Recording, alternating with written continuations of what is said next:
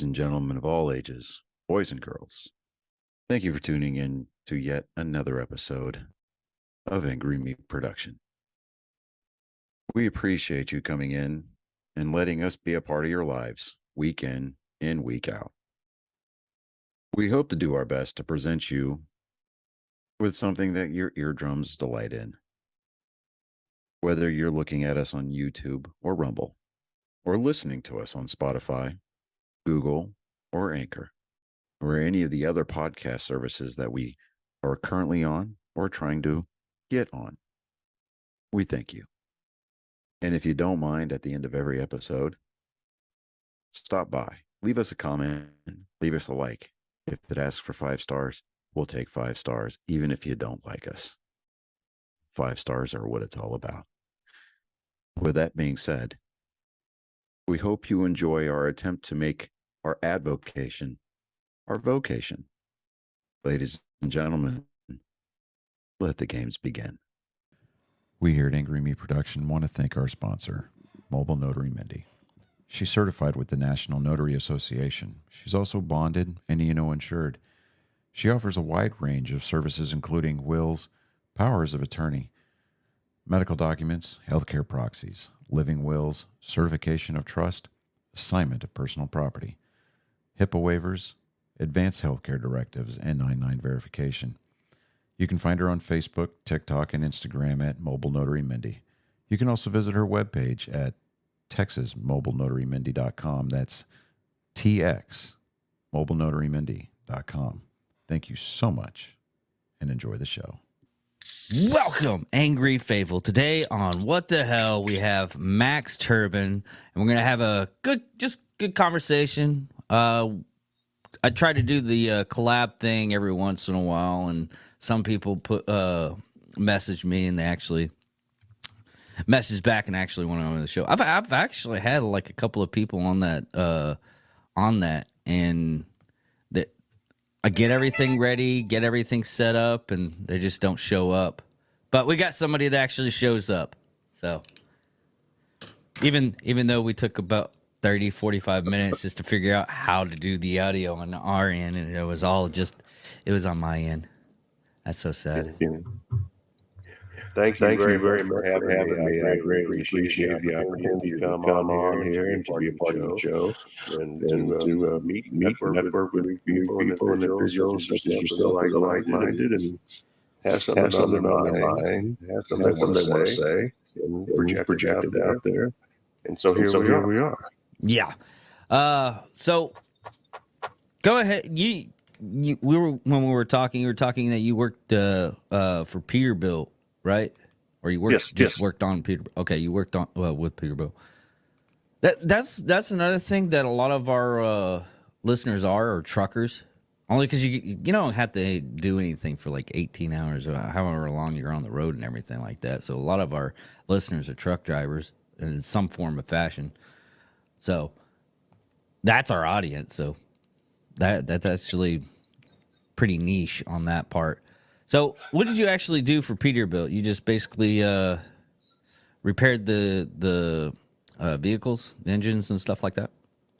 I was master technician line. I repair everything. I wouldn't do anything trailer-wise. There's different division, different area. And just the trucks. But as far as the trucks go, I work on anything from trash truck, lumber truck, tow trucks, or semi trucks, ambulance, fire truck, crane truck. You name it, and it's class 8 or above. We touched it, we worked on it. Even things that weren't Peterbilt, we could get it, and we would always be able to find ways to get parts from the distributor right down the street. And Peterbilt, they're all part of the same company, which is PACCAR. PACCAR. So they're a large corporation. I really enjoy what I did as a mechanic or technician. And prior to going to Peterbilt, going to heavy line, I'd worked on small engine for years. Automotive standard automotive, as I'll call it. Cars, trucks, SUVs, everything else done. Owned a good year for about the first 11 years of the new millennium. Just outside of Kansas City, and was fortunate enough to sell. Opened up a couple of businesses after that, and then had another child. So I became full-time dad for a while. Okay. And then I got work. So as soon as I was available to do so, and went right back to what I was doing, and what I was good at, what I was doing, what I could make money. So at that point in time, working on vehicles, standard automotive, SUV trucks, small engines, money's out there. Not saying that it's not easy work, but the money's out there. Money, you want big money, you want to have big trucks.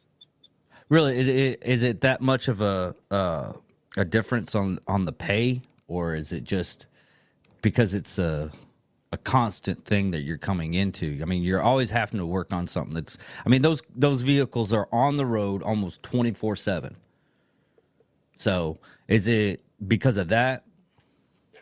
I think the skill knowledge and skill set that required to even get into a semi or a vehicle, even a trash truck, not necessarily a semi, to be able to even turn that on in itself. Not everybody can do. You would think you go into and turn it on. In some cases it is that easy, but not in all cases. And while we're touching on it, this is something that I never knew and found out about. After years and years, and it still baffles me. Driving a semi truck, driving a trash truck, driving a furniture truck, a mover, anything large like that.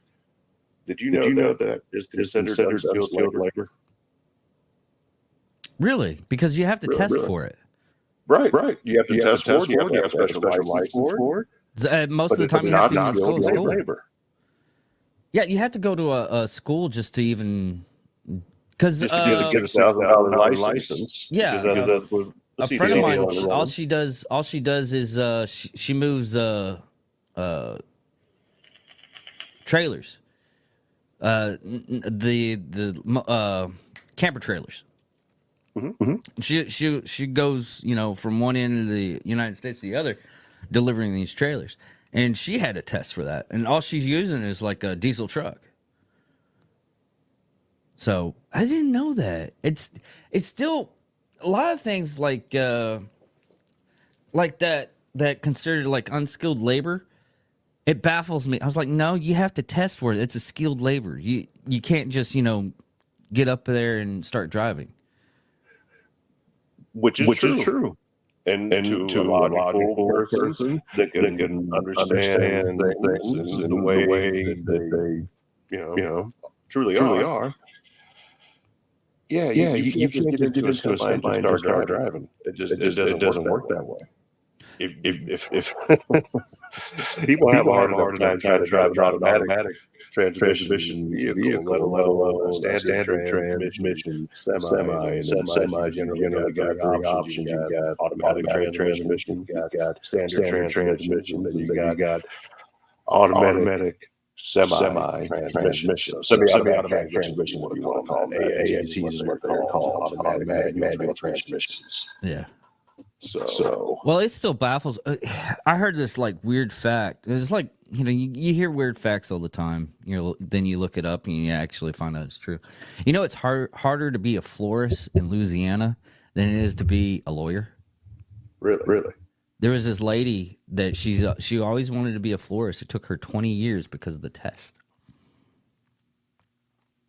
To be a florist. Yes. I would never have thought that. Me neither. That's the like bottom of the barrel.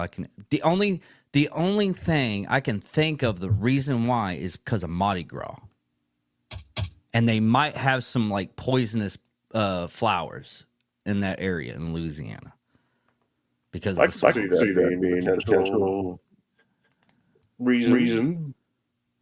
But that's a long way. That's like Well, serious.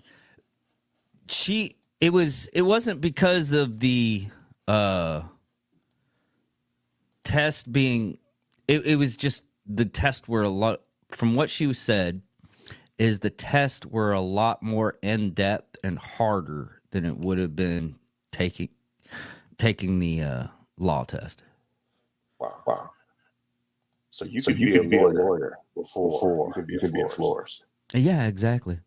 Or a doctor at that point. You could be a doctor. Well, yeah, I guess so. But That's it's wild. yeah, it's different states' bureaucracy on stuff. It's like Joe Rogan has this joke about there's more tigers in Texas than there is in the world, which is true. We have more tigers in Texas than around the world, and that's only crazy. because it's because we don't have an exotic law. You can have anything as a pet as long as you can take care of it. I mean, It's Texas. yeah, it's Texas. But I was like, because I was talking to somebody because he was wanting to hunt an elk. I was like, well, if you can get on one of those leases, you can go hunt an elk. I was like, well, when is it in season? This is Texas. You can shoot anything that's considered an exotic. As long as it's an exotic, you can hunt it all year round. And the reason why that law is in effect is because we have a lot of private land in Texas. Most of our land here is like 91% private. And Texas is a big state. 91% of a big state. And it's mostly private. Wrap that around your head. It's weird. But, and most of the time when I ever, because I've talked to people, they allow me to come hunt on their land like that. It's like, oh, I got me a feeder and everything like that. You can go out there and get anything you want. I'm like, all right, cool. But I was like researching on stuff because you start listening to podcasts and hunting and everything. They're like, oh, you gotta try elk. Elk is like the best game you can possibly get. And then you look up your laws and you're like, how hard is it for me to get an? Not that hard. It's stupid easy. I was wondering if we even have elk here in Wichita Falls, in Texas. And It's out there. You get to kill it. well, that's pretty much, yeah. Yes. One thing about this is one state that Bigfoot doesn't go to is Texas. Yeah. He reaches in Oklahoma. Did you ever hear about the there's a city in Oklahoma. They have I think it's a Sasquatch hunt. It's like maybe about a year or two.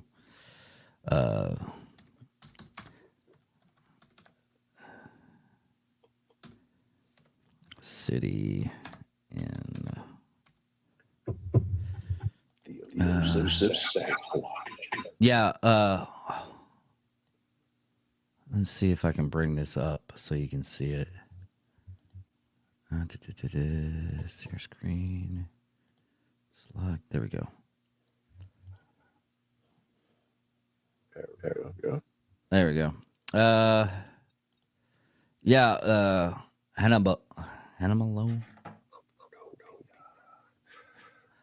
Hundobia. Okay, thank you.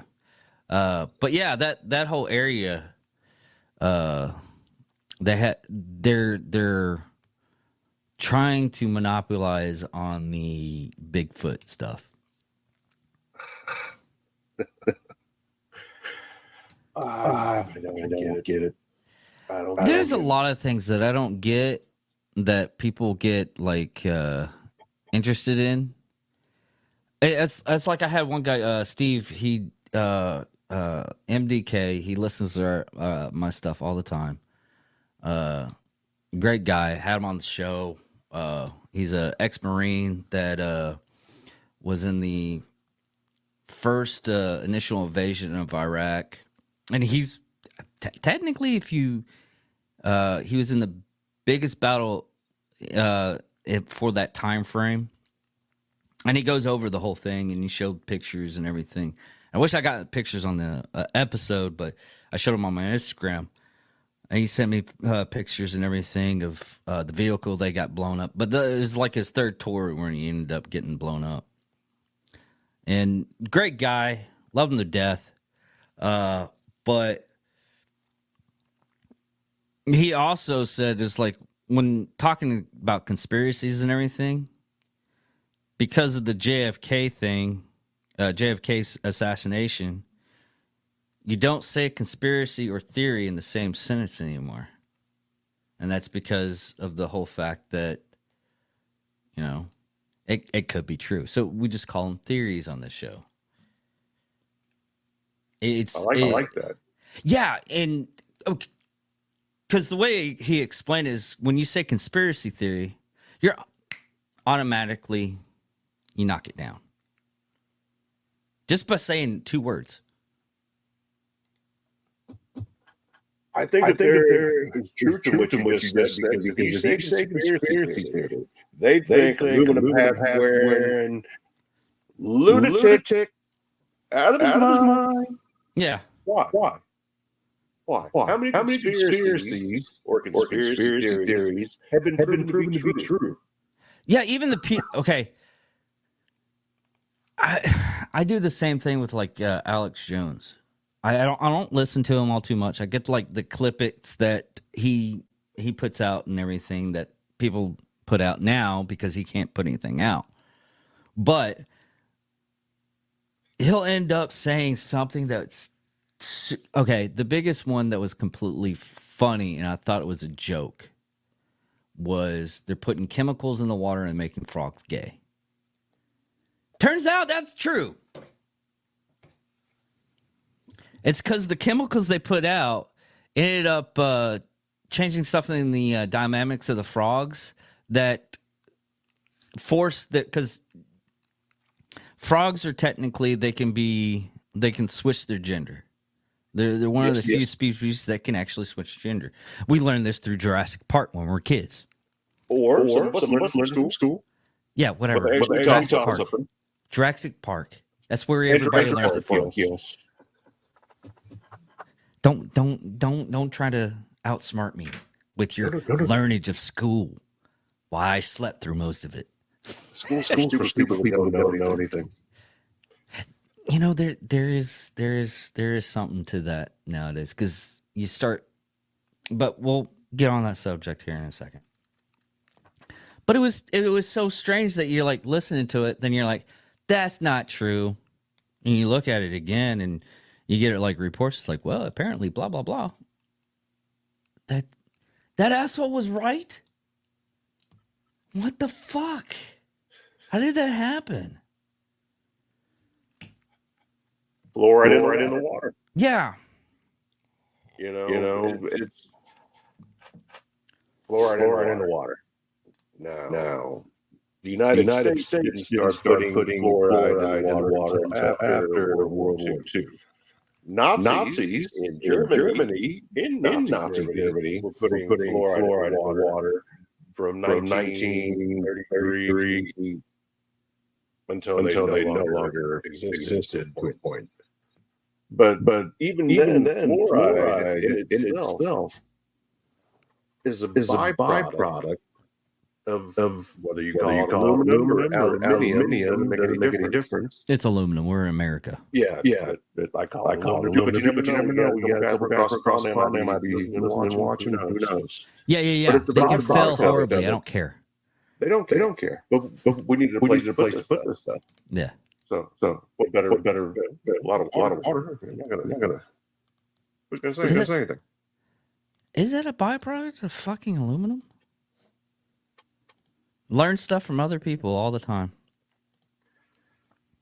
Hell, one guest I had on, I learned that Muslims has a satanic cult. So, satanic Muslims? Yeah. It's what got him into his problems that he ended up having. The episode is Brian English is the episode, and he was talking about he had to go in and he was tracking down a terrorist, and they found him in this area. And when they went to the I say area, it's like a little town or something like that, little suburb. We'll just call it a suburb. That's the only way I can do that. Well, he went to the suburb to get this guy, and apparently the satanic Muslims already got there, and the individual that they were tracking down was in this big pile that was on flames. Yeah, I'm talking to a lot of, because I'm prior service and I can easily talk to people that are in the, we're a formal military, and a lot of my hosts right now are former military. But it's one of those things is once military, it's what do we call it? Friendship by trauma. Because we are all fucked by the government.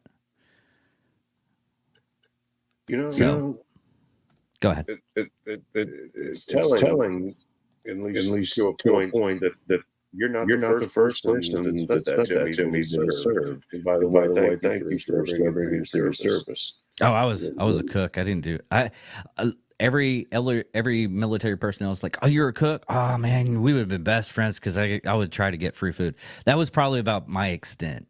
But it's one of those things that says I still served. I was happy about it. I love the stuff that I did. It's most of the time, most people talk about the bad things of the military career. But in all reality, I mean, right now I'm a factory worker. I barely go out of my town most of the time to go out. But when I was in the military, I've been to Europe. I've been in the Middle East. Although most of the time frames that I was over there, I was I've been in like horrible places in the United States to where I'm surprised I didn't get shot because they have the best chicken. Now saying that,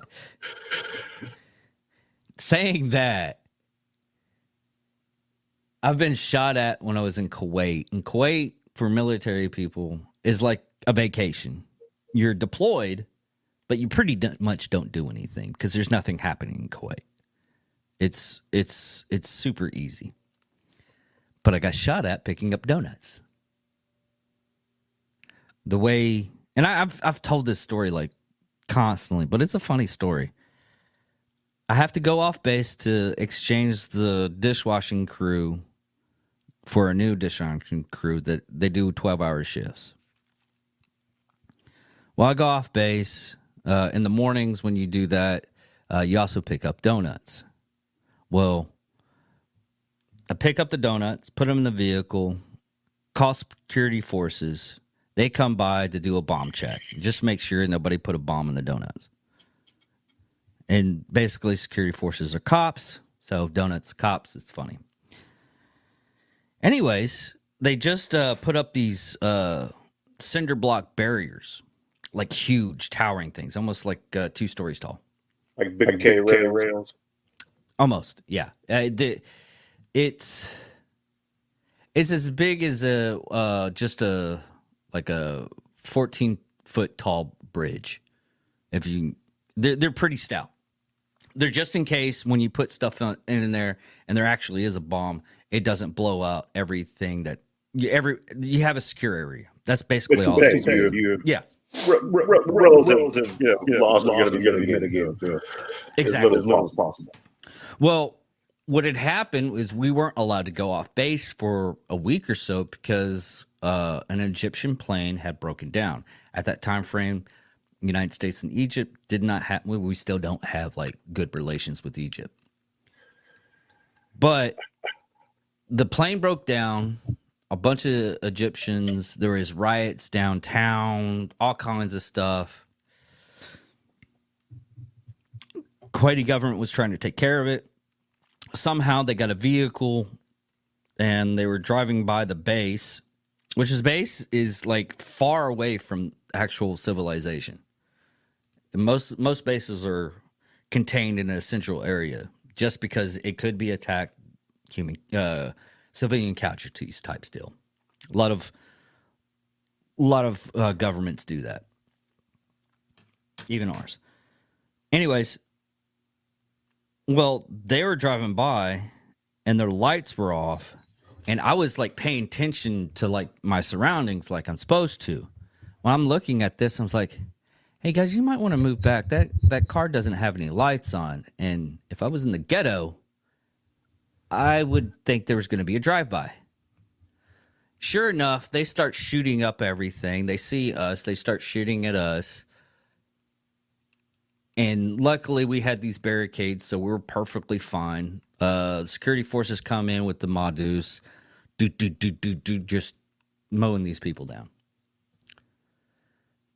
So that me as a person that doesn't believe that, hey, I don't want to be in these situations, so I'll just become a cook. I ended up getting in firefights. I have friends that were in infantry, and I was like, oh, you were in infantry? How many fights did you get in? Oh no, we didn't deploy that much. You're an infantry. You're like the tip of the spear type stuff. It's like, yeah, weird. Went in as an infantry, just busted up my knees. Oh. You got shot up as a cook. You were like Steven Seagal. No, I wasn't pretending to be a Navy SEAL, and I actually can fight. There's so many stories about that man, about Steven Seagal? Yeah, how horrible of a person human he is. Yeah, I've heard a lot of negative things about Steven Seagal, and I would just go back to my childhood and watch like Hard to Kill, and what was another one? Shit, what was the one with Damon There Wayans? was nothing Steven Seagal movies, and that's all I watched. Under Siege. That was Under Siege, yeah. Did they have a sequel to that? Yeah, Under Siege, yeah. Yeah, on the train. Oh yeah. Totally forgot about that. Yeah, I'm the same way. You hear like horror stories from somebody, and then you go back and you're like, how can you get that false flag? I guess it's like most of the people that were villains in movies. You think that the kid that played Joffrey from Game of Thrones, nicest kid you could possibly meet. But dude, did he play an asshole? Man, he played the biggest asshole. He was little, but I'd be a motherfucker. Every time I watch son of a bitch, hope somebody poisons him. And then it finally did. You're like, yes. Yeah, I didn't feel bad at all. I didn't feel bad. Oh, I was yelling yes when he was getting choked up. Like, oh, I was like, is it happening? Is it happening? Yay! They got him. They got that motherfucker. Yeah, I'm happy for it. Yeah. That was best. I heard they're coming back. Not this year, next year we have a new season, so that ought to be exciting. Yeah, the House. I couldn't get into the House of the Dragon. Didn't like it? I here lately, I've been pushing myself to start reading more, so I can actually, because it feels like I can't pay attention to stuff anymore. I don't know what it is. If I go to like a movie theater, totally fine. I'll watch the whole movie. But if I'm sitting at my house and everything, I'm so connected with stuff that I tried watching, what was the last thing I tried to watch? Baller. It's a series on Max with Dwayne Johnson? Yeah. Good show. I kept on fast forwarding a lot of stuff because it was just boring to me. It was like for the drama stuff, for some reason inside my head, I'm like, boring. Seen it, understand it. It's gotten to the point to where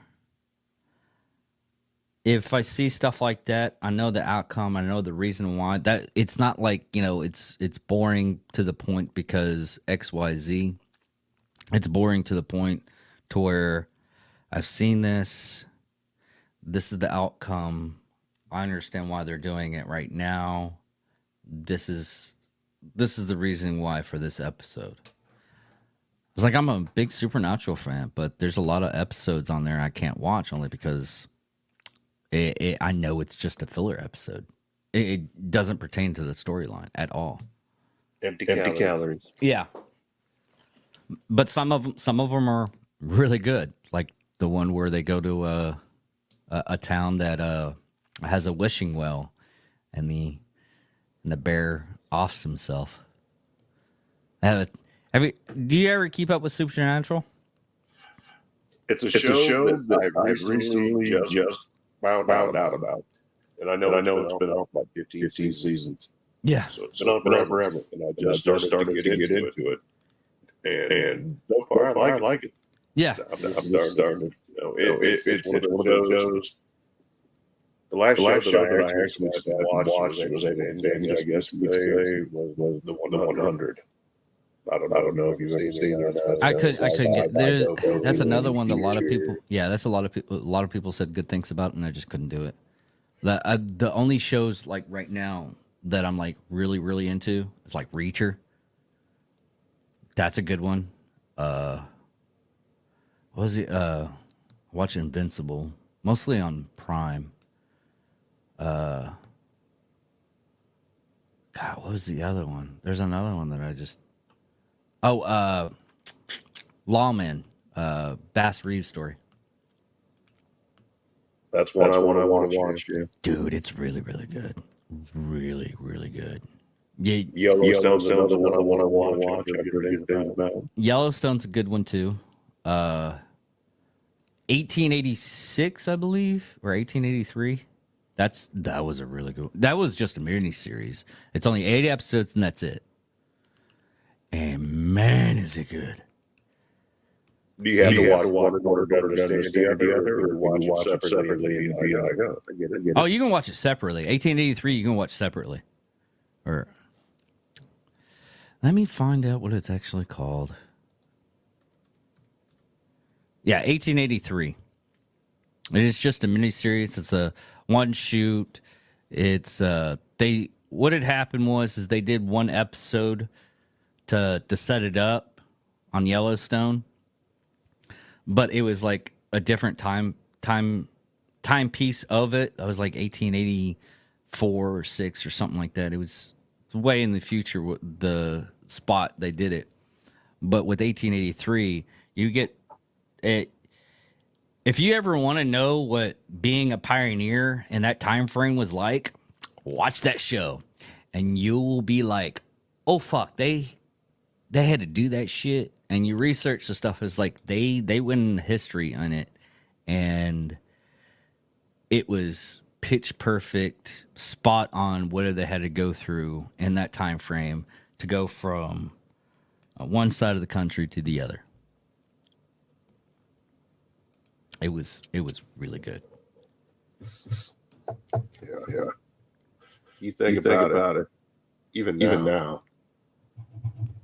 We've modernized highways, rail, not used as much for transportation of people, much as it is of goods. But imagine trying to traverse through mountains, across rivers. You've got streams, just streams.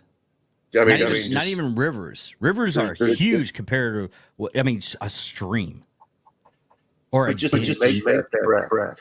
And then I haven't feel what I can, familiar with 19th century, what happened in the 1800s, be able to traverse from one side of the country to the other side of the country. I would say it's probably more difficult than what they had to do in order to get Europe across the ocean.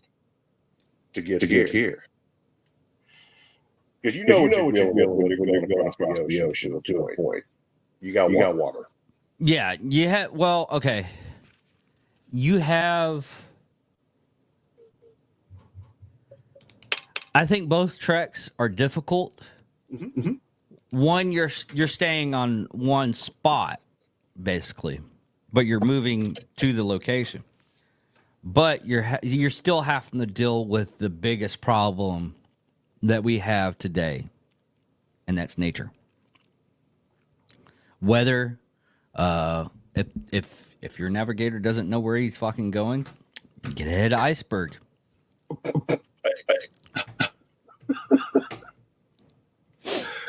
What? I heard this, and whether or not it's true, I have to do a little more research. But the guy that's out there on the lookout for the icebergs didn't have the binoculars because the guy downstairs needed them more. That wouldn't surprise me, honestly. What's really strange is like reading up on like serial killers and cults, and that's my main bread and butter for the podcast. You just it's fascinating me. Yeah.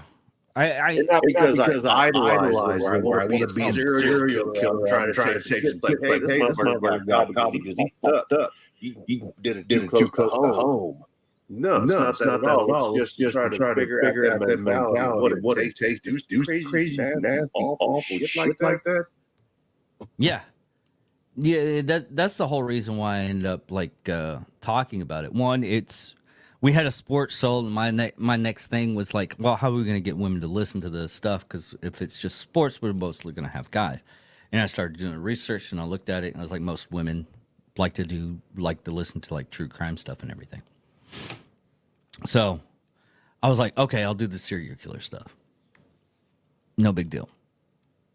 I started looking at it, and I'm like, it's the cult thing that really got me.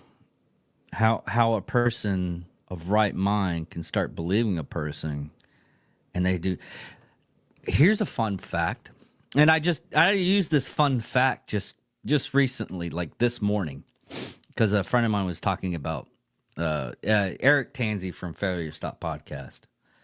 He was talking about how his Brazilian jiu-jitsu class is not a cult, and his wife thinks it's a cult. It's a good joke. He's also a comedian, so it's a good joke.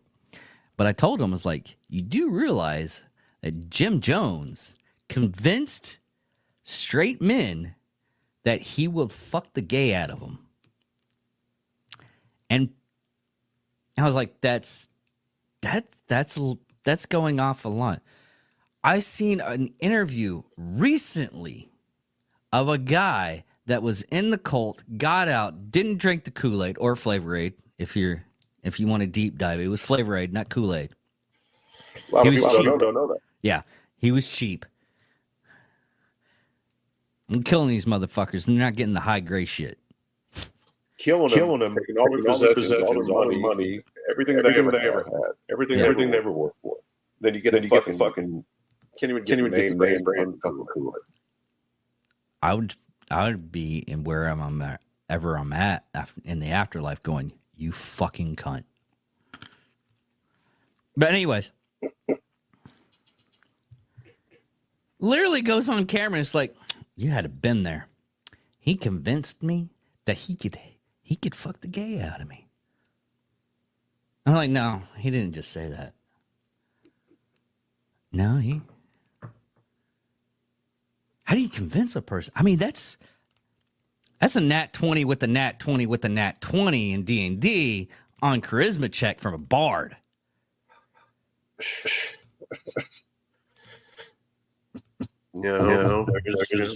try to pray the gay away. I don't worked for that one guy. I don't think it's working. It worked for that one guy. One did it? There's this meme on on TikTok, or it's a short wherever. Someone sends me this thing. It was a guy, and he's like, I prayed the gay away. I'm not gay anymore. And it's a black guy, and in a, I guess, a popular church down in Georgia. And it's just, you can just Google it. It's a constant clip. Let me see if I can find it. It's so funny. Apparently, you can do that. Let me see here.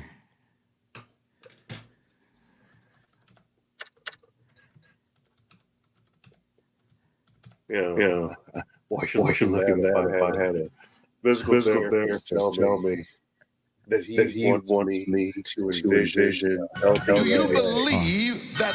Hold on. Okay, go ahead. I'm sorry. I had to pause it. No. No. You keep on going. It's still going to take me a little bit of time just to bring it up. Well, this physical therapist, medical professional, has got a degree, it's on the wall, getting paid money for it, like just presented because gives credibility. Wanted me to visualize having a normal leg. I said, what? Are you serious? Yeah. He's like, I want your studies have proven and shown that positive results can be made if you visualize having a healthy leg again. So let me ask you a question. What are the chances that if I visualize having a big bag of money on my couch when I go home every day that it's going to happen? He looked at me. I said, that's about as much as I'm going to get out of visualizing my leg being okay again. I'm not going to roll away, be able to do anything for this leg by the power of my mind. Not because I have a mind, but because I'm fucking not stupid. Yeah. I'm like, how long should I try to not stare at ghosts like this? I can stare at it while I think about it, or is there a better way? I mean, what blindfold me doing? Hyperbaric chamber? What are we? You fucking idiot. I'll get into it after this one. This is so funny. The Lord tonight has set you free. Yes, sir. Turn around and tell those people. Tell them. I'm not gay no more. I am delivered.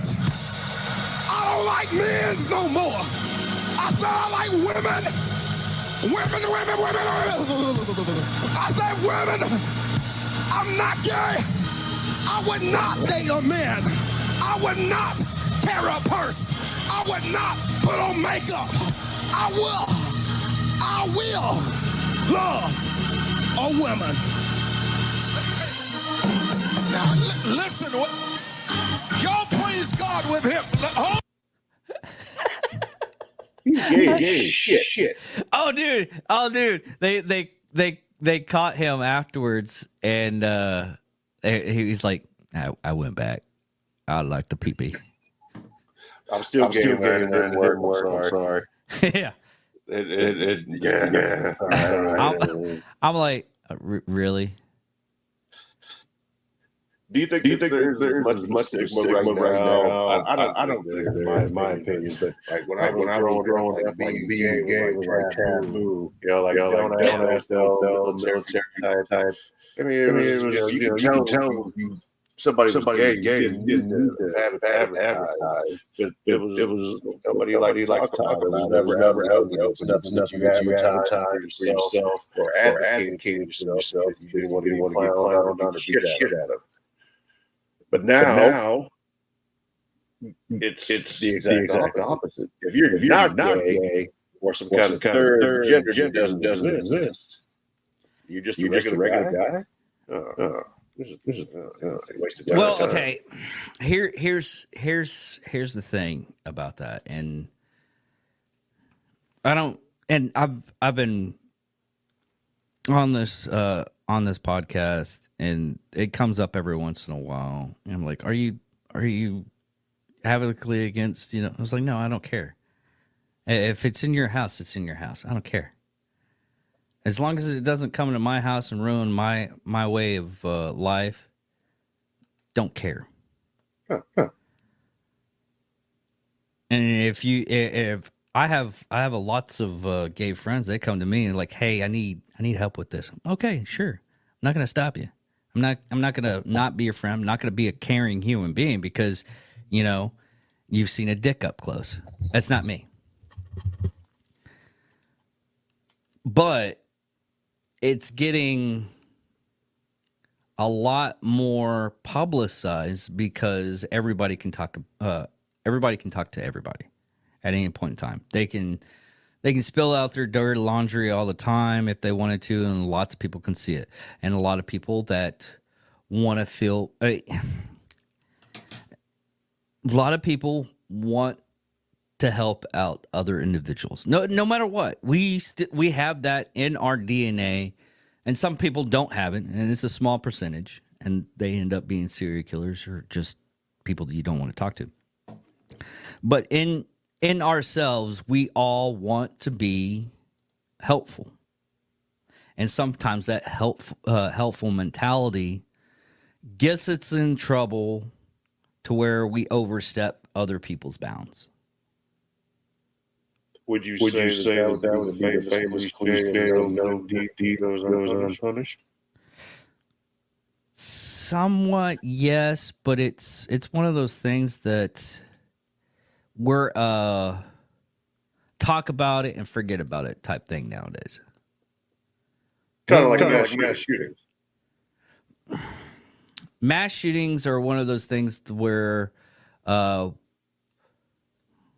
there, up until the Columbine High, there was actually a couple of mass shootings. Oh yeah, of course. But that was prevalent. That was nationwide news because it had a weird story behind it. The other mass shootings that happened didn't have a good story behind it. And that's what a lot of people, they ask me, it's like, what do you watch the news? It's like, I don't watch that type of entertainment because that's what it is. It's entertainment. And it's really nowadays when they actually come out and say, it was like, I try to do like news, but I'm more entertaining than I am a news person. I'll give you what facts and everything that's in the story, but I'm going to do it in clown suit. Right. And that's the reason why when I have people that like want to talk conspiracy theories and everything, or just theories, I like to say sometimes, where are your facts? Well, what documentation do you have to back your stuff up? Like if I had, and this will probably never fucking happen, is having a flat Earth on here and talking about flat, the world being flat. It's not flat. And what's really bad, I'm not disagreeing with you at all. It's there again, one of those nonsense conversations that you know if you know anything about history, if you've ever heard about the Greeks, the Assyrians, the Sumerians, all these people realize we live on a round planet. Now, is it possible for something to be round at the same time? Have you ever seen a quarter? Yes. But if we go the firmament according to the Bible, we do not live on a fucking snow globe. You know what I'm saying? no, yeah, I totally got it. They didn't put all these other planets and make them into circles. They're not out there because they're circular and we're like a fucking square. We're like a pizza. No. Doesn't work that way. Yeah. It does. But there's people that believe this shit is true. Yes, and it's ridiculous. And I've actually, I talked to one guy, and he was like, "Yeah, the Earth is flat." And I was like, "What about Mars?" And like, "No, Mars is a circle." Mars is round. You think Mars is a sphere, but the Earth is not? How do you go about your life? Well, they've proven with my other friends that the Earth is flat. We have a community. We're in the hundreds right now. but we are growing with our knowledge, sir. I'm like, Jesus. Okay, yeah. All right, whatever. You go on that. But we have a time frame now that, like, if you say something that I agree with, or I kind of agree with, like, you think, and we'll just go on a limb here, that the Chiefs is the greatest team known to man. I'm going to have to disagree with you, depending on the region I'm at. Say some horrible things about the Kansas City Chiefs. Just chunk my phone in the corner. I don't even recognize that you say something. You, on the other hand, are furious because I said such things, and you want to take that whole next level because of it. Yes, exactly. Like you're ready to fucking Google me, find where I live, come to my house, and scorched earth. You're scorched earth right now. You went from, hey, how you doing, handshake, to like, well, carpet bombing sounds like a good idea right now. But on the other hand, I don't even get that. I'm not even nowhere near. I was like, what I said was funny. But here's the thing. You're in the carpet bomb area, and you're having groups of people come up to you saying, you know what? I like the Kansas City Chiefs too. Let's do this. And you get people with ideas. It's like, hey, we can. I've got connections with DMV. I already got his address. Wink, wink. We could make a delivery, and you start getting more people. It's the same thing that has dealing with cults. I mean, every time I see like a timeline like that where everybody's starting to agree and everything, I just think cults every time. I don't comment on a lot of stuff, but I keep on thinking. I see these stuff as like, this is cult mentality. These are people that want affirmation, being affirmed that they are being listened to, because they don't get that much. That whole I'm not saying anything to those people that are overweight in their basement typing away. But that's the general idea, because those people generally don't feel a connection with the rest of the world. And they want that connection. I agree. I think a lot of it also has to do with the fact that at this point in time, for whatever reason, maybe COVID and lockdowns have been a precursor to it, where people became places to the point where maybe I can just sit at home, do this, and be just as well off as I would be if I got working my 9 to 5 or whatever the case may be. Whereas somebody that was one thing like myself personally, if I had the opportunity right now, and I did a little over a year ago, I would be 100% out there still doing what I was doing. And this would be more something that I did as, I wouldn't say a hobby because I take it serious. If I'm going to have a conversation with somebody, I want to have a good conversation, and I want to be able to bounce things off with others. I actually have to agree on everything, being able to agree a lot more. I telling what it is, just be a yes man and always have the same point. So right now, sensationalism is what I'm seeing a lot of, and the notoriety that comes with sensationalism goes against what narrative actually is. Makes no sense to me personally, but it's people want to hear, what people enjoy watching for whatever reason. Maybe they want to challenge it, but it doesn't make any sense. If I tell you up and down, and left, right, and run his back, and you agreed with me, what does that tell you about me? Not so much about you, but what does that tell you about me? You have a It would pretty tell me mouth. that I'm a fucking idiot. Yeah. It's way you can convince a person too. But that's mentality, just like you said. Yeah. You've got to be really good and really persuasive in order to get somebody to fall in line with something. But there you got to understand what it takes in order to control somebody. Controlling somebody is easy. It's simple. What you do, basically, here's a real quick lesson. You talk to them. Yeah. You find out what they like, what they want. And then you give it to them. And what happens after that is they become dependent on you. They become dependent on you, and you have what they want. They'll do whatever it takes to get it. Whether it be recognition, whether it be money, whether it be whatever. A pat on the head. Exactly. Or a POB, pat on the back. And yeah, I mean, there are people out there that you have the narcissists. Sure. Their whole world is if you.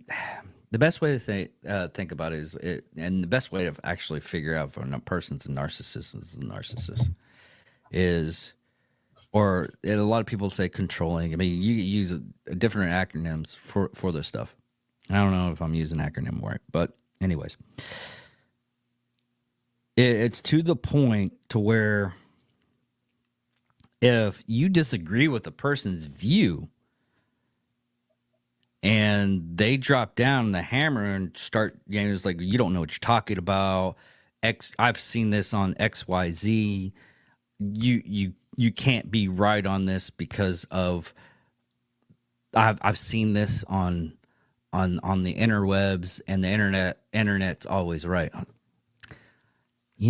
thought I had cancer one time, and turns out I just had like a kidney stone. Internet can be wrong. I thought I was literally dying of the symptoms. I was like, I got this. Well, I'm dead. I mean, a lot of the roads, if you look at the symptoms, leads to cancer and dying. A simple cough. That's it. Caused us to be fucked for a couple of years.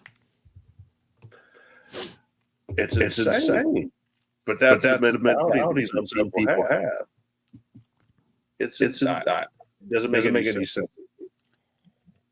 But there again, I don't think like that. I don't think you think like that. I don't jump aboard the fucking hype train or Are you sure you're not on a hype train? I mean, you're wearing a MAGA hat. Come on, man. I didn't say that. I've had 16. No, but it's one of those things that it's depending on what area you go to. You wearing that hat you could get your ass kicked. I've had some interesting conversations. Yeah. Nobody. Okay. And there again, the people that have ever come at me sideways because of my acts were either misinformed by the mainstream media or simply, they were just cheap people. Yeah. People exist. But I've been to a person that they had everything was almost the exact same style on the hat, and you read it and it was just a funny one. I forget what it was, but it was the same style as that hat. And I was walking with them. I looked at the hat. I chuckled, and was about to go about my business. And some lady was like, "I can't believe you would wear that hat in public." I was like, "Ma'am, read the fucking hat." No, I don't have to read the hat. I mean, like, I'm literally not a scientist, but scientifically, if you look at the hat, you would probably laugh. And it was totally opposite what it was. It was like make my backyard green again. Green again. It was something ridiculous. But nothing that had anything to do with politics, Trump. Nothing. Nothing. Absolutely nothing. And then why finally she like, I can't. And just the realization that she knew at that point in time, she was being the asshole of the group. I was like, feel like an asshole, don't you? I read it. I had a little chuckle. You are pissing your pants because you're so pissed off at something that's fake. Can you? And then I went off. If I see something like that, if I see someone getting attacked, I defend that person. And then I was like, well, sir, you're in a situation here. I'm going to help you out a little bit. And I was like, sir, you can leave right now if you want to. Or you can see the show. And it's going to be a good show. He's like, I want to see this show. And I was like, tell me a good reason why you don't. Because I'm still to this day, I'm still trying to figure out what, other than his X's or tweets or whatever you want to call it nowadays, what he says on the internet. I mean, I've read his stuff and it's like, man, this guy's an asshole. But he has some really good policies. I'd still vote for him because of his policies. That's what I look at. I don't look at the person because the person could be a total dumbass and idiot. Even though right now that's what we're going with right now is there's a total idiot in the fucking sandbox and he's destroying the country. It's just as much propaganda they want to push out. You can't stop that fact. There's too many facts that are up on the internet that are showing that this guy can't do his job. And that's what I look at. Even when he got voted in, I was like, well, maybe he might actually do a good job. And the first 2 weeks he failed horribly. And that was just yeah, and it's just been like everybody's like, oh, he fell down his slopes. No, he's never stopped, honestly. He never stopped doing that. And did Obama have, some good policies that he put in place? Yes, there was some good policies. Not the greatest, but there was some decent policies he implemented that I like. Is there a lot of stuff that Obama did that I did not like? Yes. Fast and Furious. Operation Fast and Furious was the stupidest thing he could possibly done. That was a conspiracy for a long time. Oh yeah. And then the documents came out. I was like yeah, the documents came out. Really did that. Yeah, it backfired so bad on us. What's really strange is Bush. That was actually a plan that Bush administration tried to implement, and he axed it, and he forgot to throw that fucking document out in the trash, and Obama came back with it, and he's like, "Oh, that's a good idea," and started using it. That was actually a Bush plan from the administrations to do the same thing, almost word for word. So you can't really go as like, that was a stupid plan. So Obama, no, Bush administration made it up. But Obama, as a person that just said okay and ran with it, and that's what happened. Now, was Trump a saint? No, Trump was not a saint. The tariffs that he put on China fucked our farmers, the apple farmers, really bad. Because Washington State was sending apples to China, and because those tariffs, there was too much of a tax on it, so they can't make a profit. So they started selling to the neighboring state, Idaho. Idaho ended up getting a surplus because they couldn't sell their stuff. So we had like too much apples, and this is. There's a couple more that I would have to. You could fill up a show how much stuff Trump did fumble the ball on, especially at the last part of his first term. He did listen to the wrong people. He ended up pushing out way too much money, and then the next administration followed suit, and When looking at it, I still to this day, I'm like, at the beginning of all that was happening, I was like, I'll take the money, but this is gonna fuck us bad. And there's people out there who's like, I'm getting money and everything like that, and not realizing how bad it's gonna fuck us. It was nice, but it's not nice now. I mean, I go for $50 to go to the grocery store and I get like a couple of things. Yeah, it's not like you do. Not even close. Yeah. Being independent in many ways that under Trump will be because energy independent. We were exporting energy. $2 gas station. That was cool. I didn't mind that. Mean tweets. Don't care. Nothing that he did. I can't think of one thing. The only thing that I didn't agree with. I mean, fucking taxes. Who gives a shit? People are going to find out how much money they do. And most businesses don't because of a lot of the loopholes. But that's business. And he understands better than most people understand business. Yeah, especially some of the people that actually go into the office.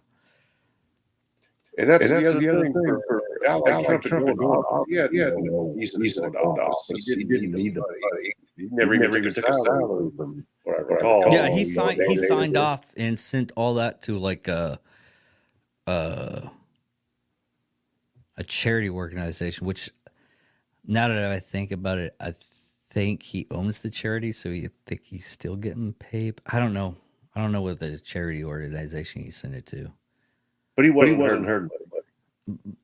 Yeah. He wasn't going off longer than the course of 4 years through Ukraine. Well, yeah. I mean, Biden did that in his vice presidency, not his presidency. Which a lot of the stuff that nowadays they're trying to push out as it's just propaganda, really.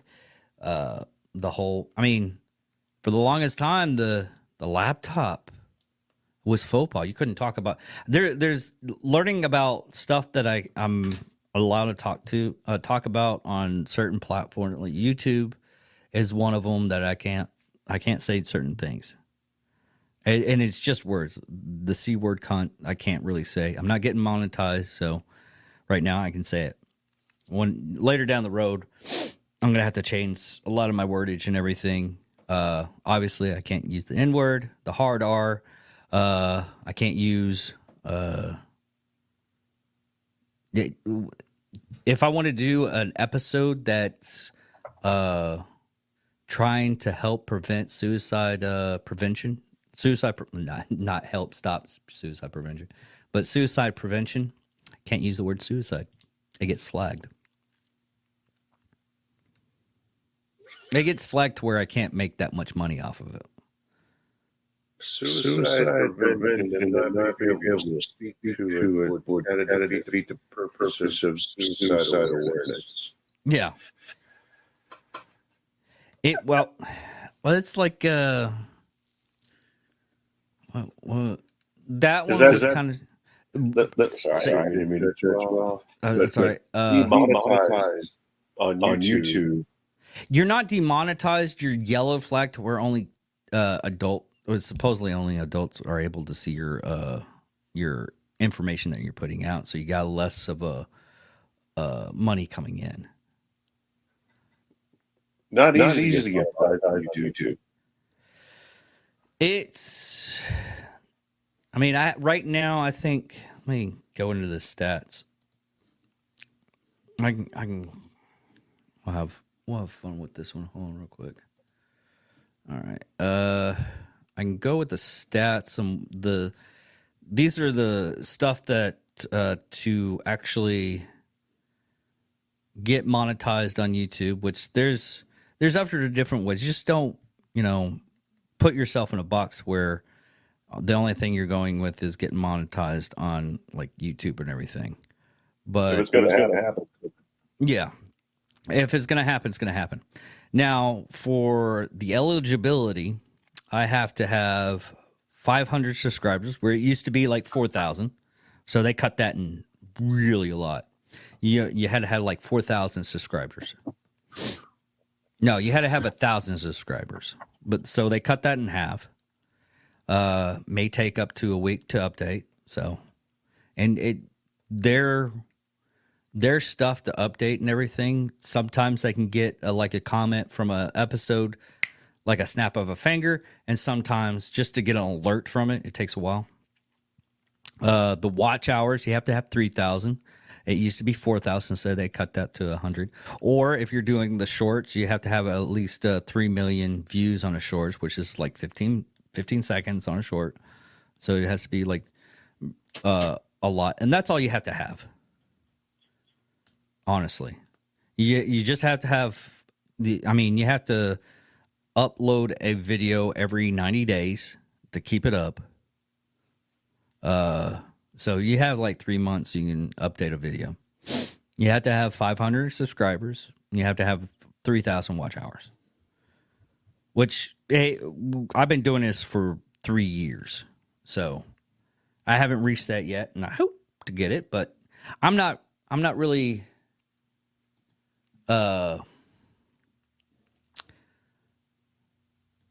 it happens if it happens type deal. Right. I love doing this as a hobby. I love talking to people. I get to reach out with people that I normally wouldn't, or people I've heard, and I was like, hey, I'd like to talk with you. I got X, Y, and Z. Would you come on? Sure. Awesome. And I have people that just like doing podcasts, and they'll just come on and because they like doing them. I mean, other than the fact that, what was it, Dana White? What happened with him just recently?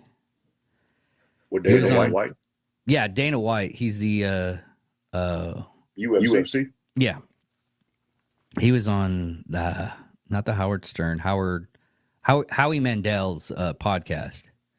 Within 30 seconds, he's just like, you know what? I don't want to fucking do podcasts anymore. And he just walks out. Just like that. Just like that. Howie Mandel was like propping him up. It's like, hey, you're a great person and love your stuff, blah, blah, blah. And you're gone. You're walking away. Howie Mandel was like, what the fuck happened?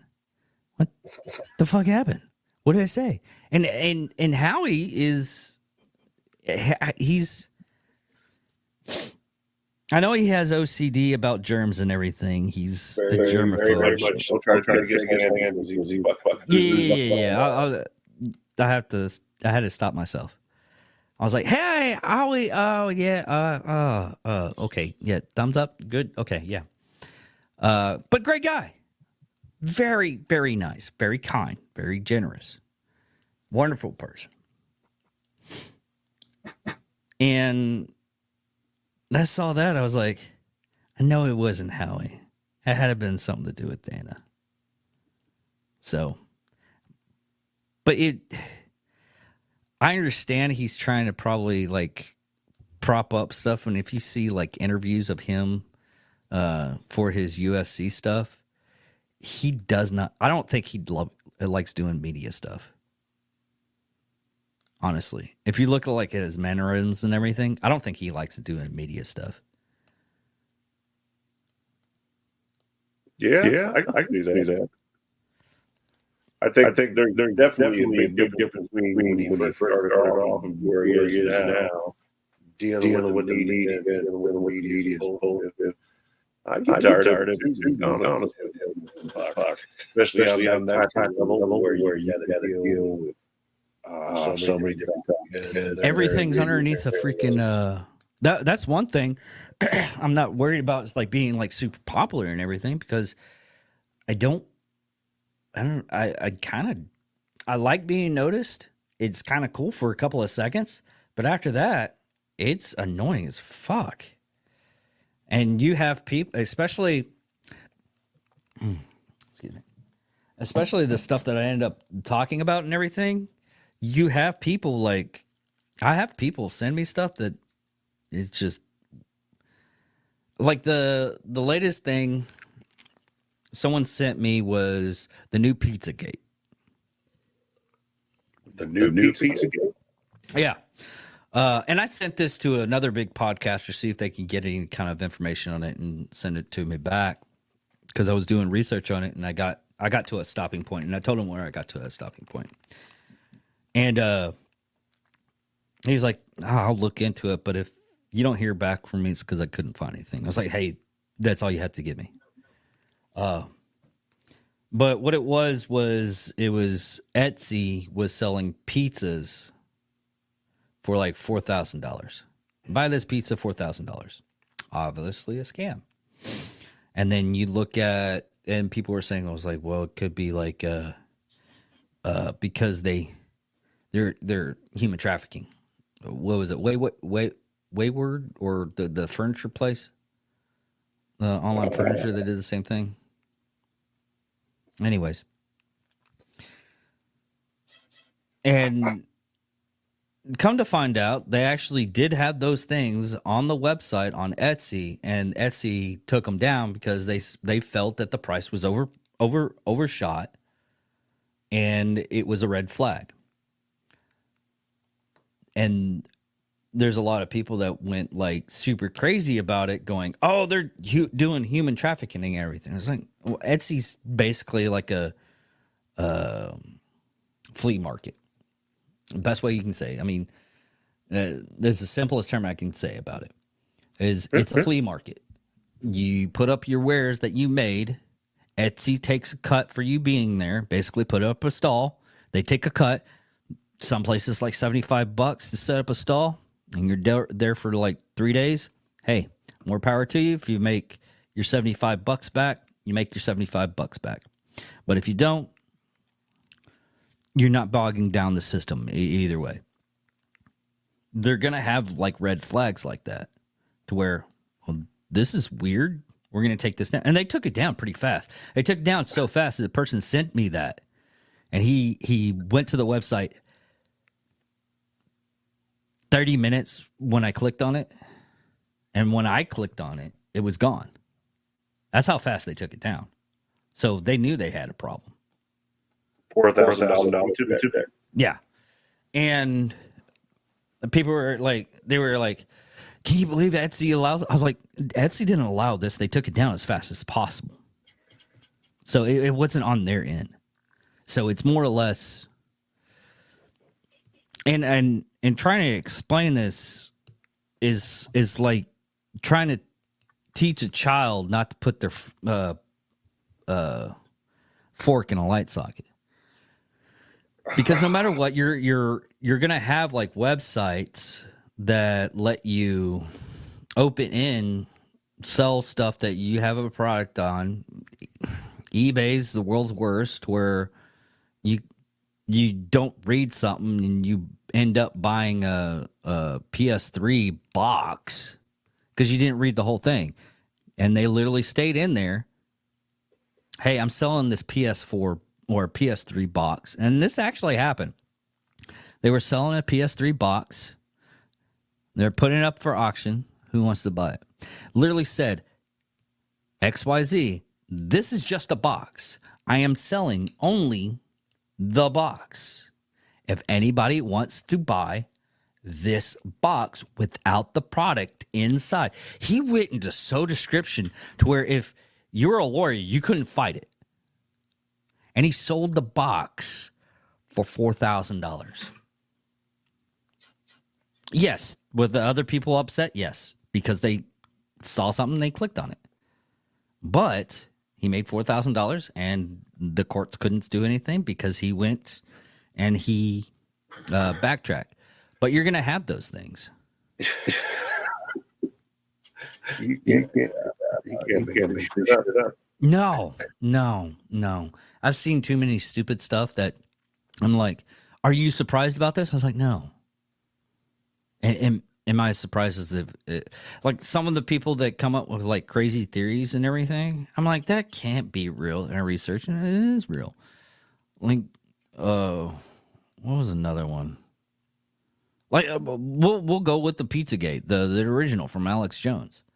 I mean, yes, it wasn't Pizzagate, but was it still child trafficking? That's why I go in and I'm like, okay, we have this whole big fireworks display, but why is there a couple of flashes in the background out of nowhere that the fireworks aren't at? Someone's getting shot. You have this big display of entertainment happening right in front of you. But if you look in the small corner, you can see someone getting shot. And that's where Alex Jones was trying to be entertaining. That's what he goes with the big explanation that doesn't make any sense. But if you like get rid of all that shit, you're like, wait a minute, is there child trafficking going on and nobody's saying anything about it? And there was. True story. Yeah, but another thing was the whole thing with JFK where the conspiracy theory word came from. We now can confirm that it was actually our own government that killed JFK. Only because the documents came out, which should have came out like a little later and someone was suppressing it. Trump suppressed that stuff because he was advised to. Then they had the retard come in and he was like, oh, yeah, go ahead and let that out. I don't care. The same guy that surplus of munitions in Afghanistan. It wasn't surplus. He didn't give that to them. That's all weird. Even though he, God, what was it? What was the number when they finally figured? What was it, like $5 or $6 billion worth of equipment that he just left there? Which part of the military, yeah, you do that sometimes. You just leave stuff there, but you dismantle it. I mean, usable. Yes, to a point. Look at the Gulf War. The first time that we were ever in the desert. I did a little research after the fact, watching God of War, because there was a segment that after the Gulf War, they left like M16s, like factory, like big facilities of M16s they just left there. Yeah, that was true. The guy literally sold them by the pound instead of by the rifle. That's how many that was there. He sold them by the pound instead of by the rifle.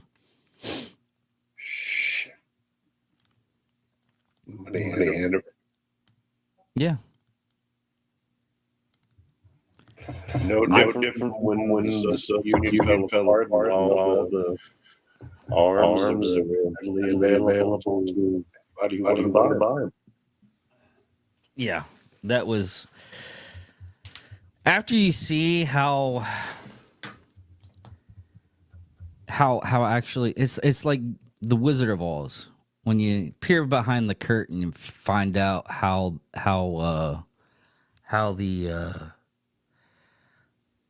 it really is working and everything like that, and you just like, fucking really, this can't be. I mean, y'all have to have some kind of common sense.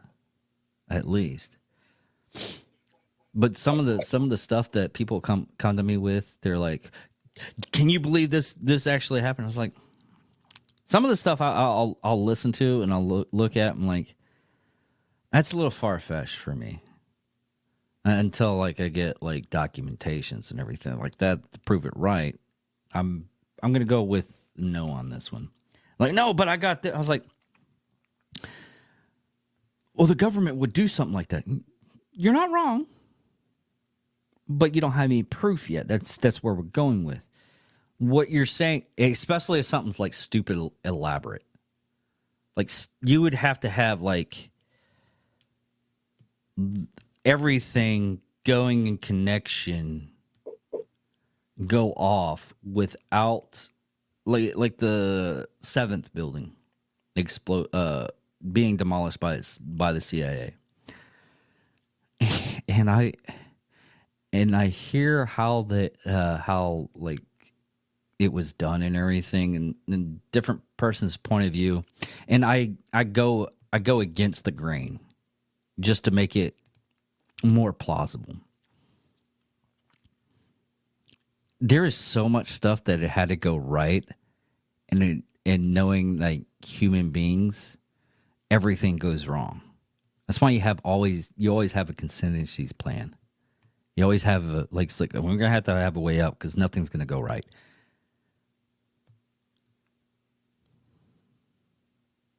No, it's true. So many, for the 9/11 attacks, however you word them, there were so many things going on behind the scenes. I've heard things from individuals. Assad was involved. Some maintenance on towers shortly prior to the selling of the assets and the insurance. It was just gain on properties, etc.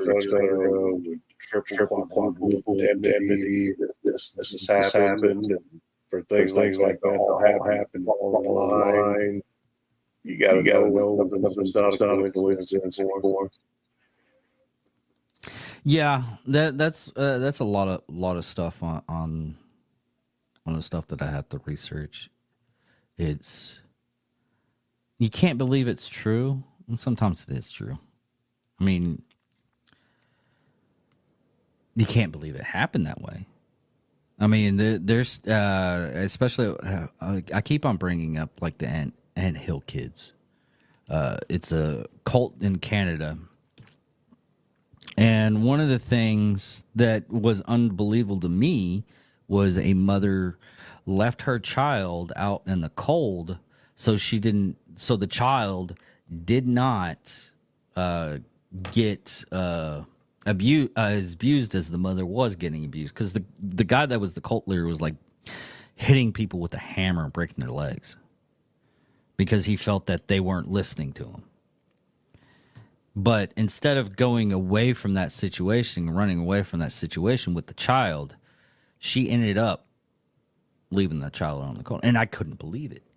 Because if it was my child, I'd be like, well, I guess we're going to do violence today. That's where we're going. I'm going to protect my child. And if anybody stops me, they're going to be put down. Sure. Or I'm going to stop breathing because I wouldn't be able to handle it. But there's things I just can't. I'm there with you. Yeah. I was like that TikTok thing where they asked mothers from the North. I was like, would you kill for your kid? I don't know about killing. I'm not sure. No. But you get some mothers from the South. It's like, what's the time frame of I actually being able to legally do this? Because it's going to happen. I just want to know a time frame or how much time I'm going to get in jail. I just want to know of how long I'm going to have a vacation.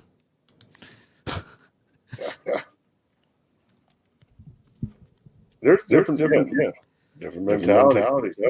Certain things.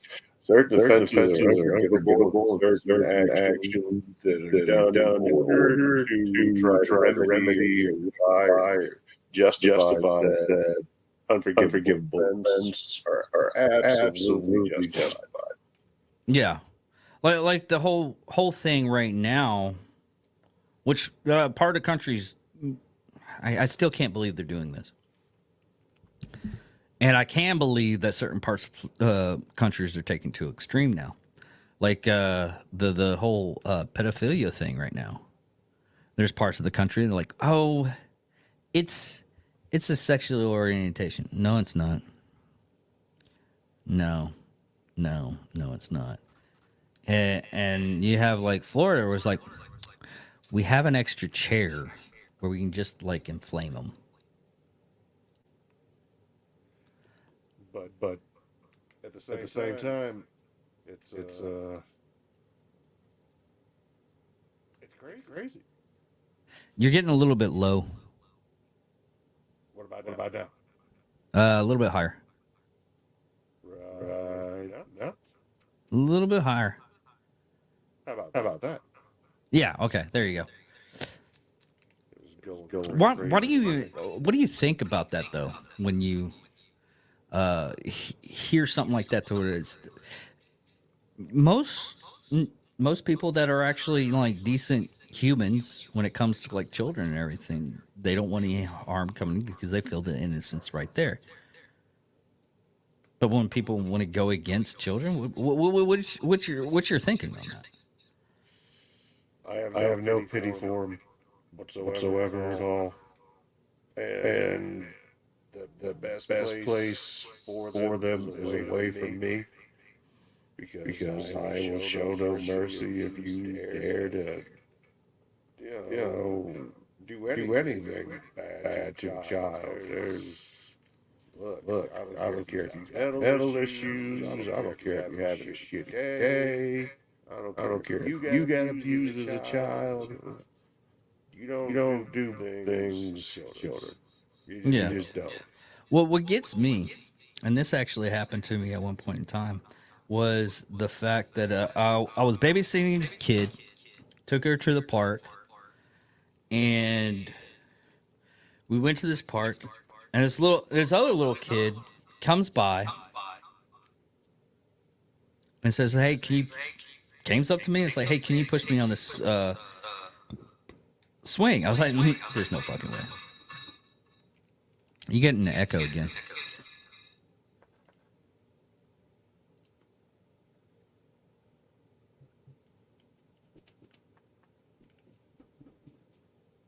Got it? I think I fixed it. Okay, there we go.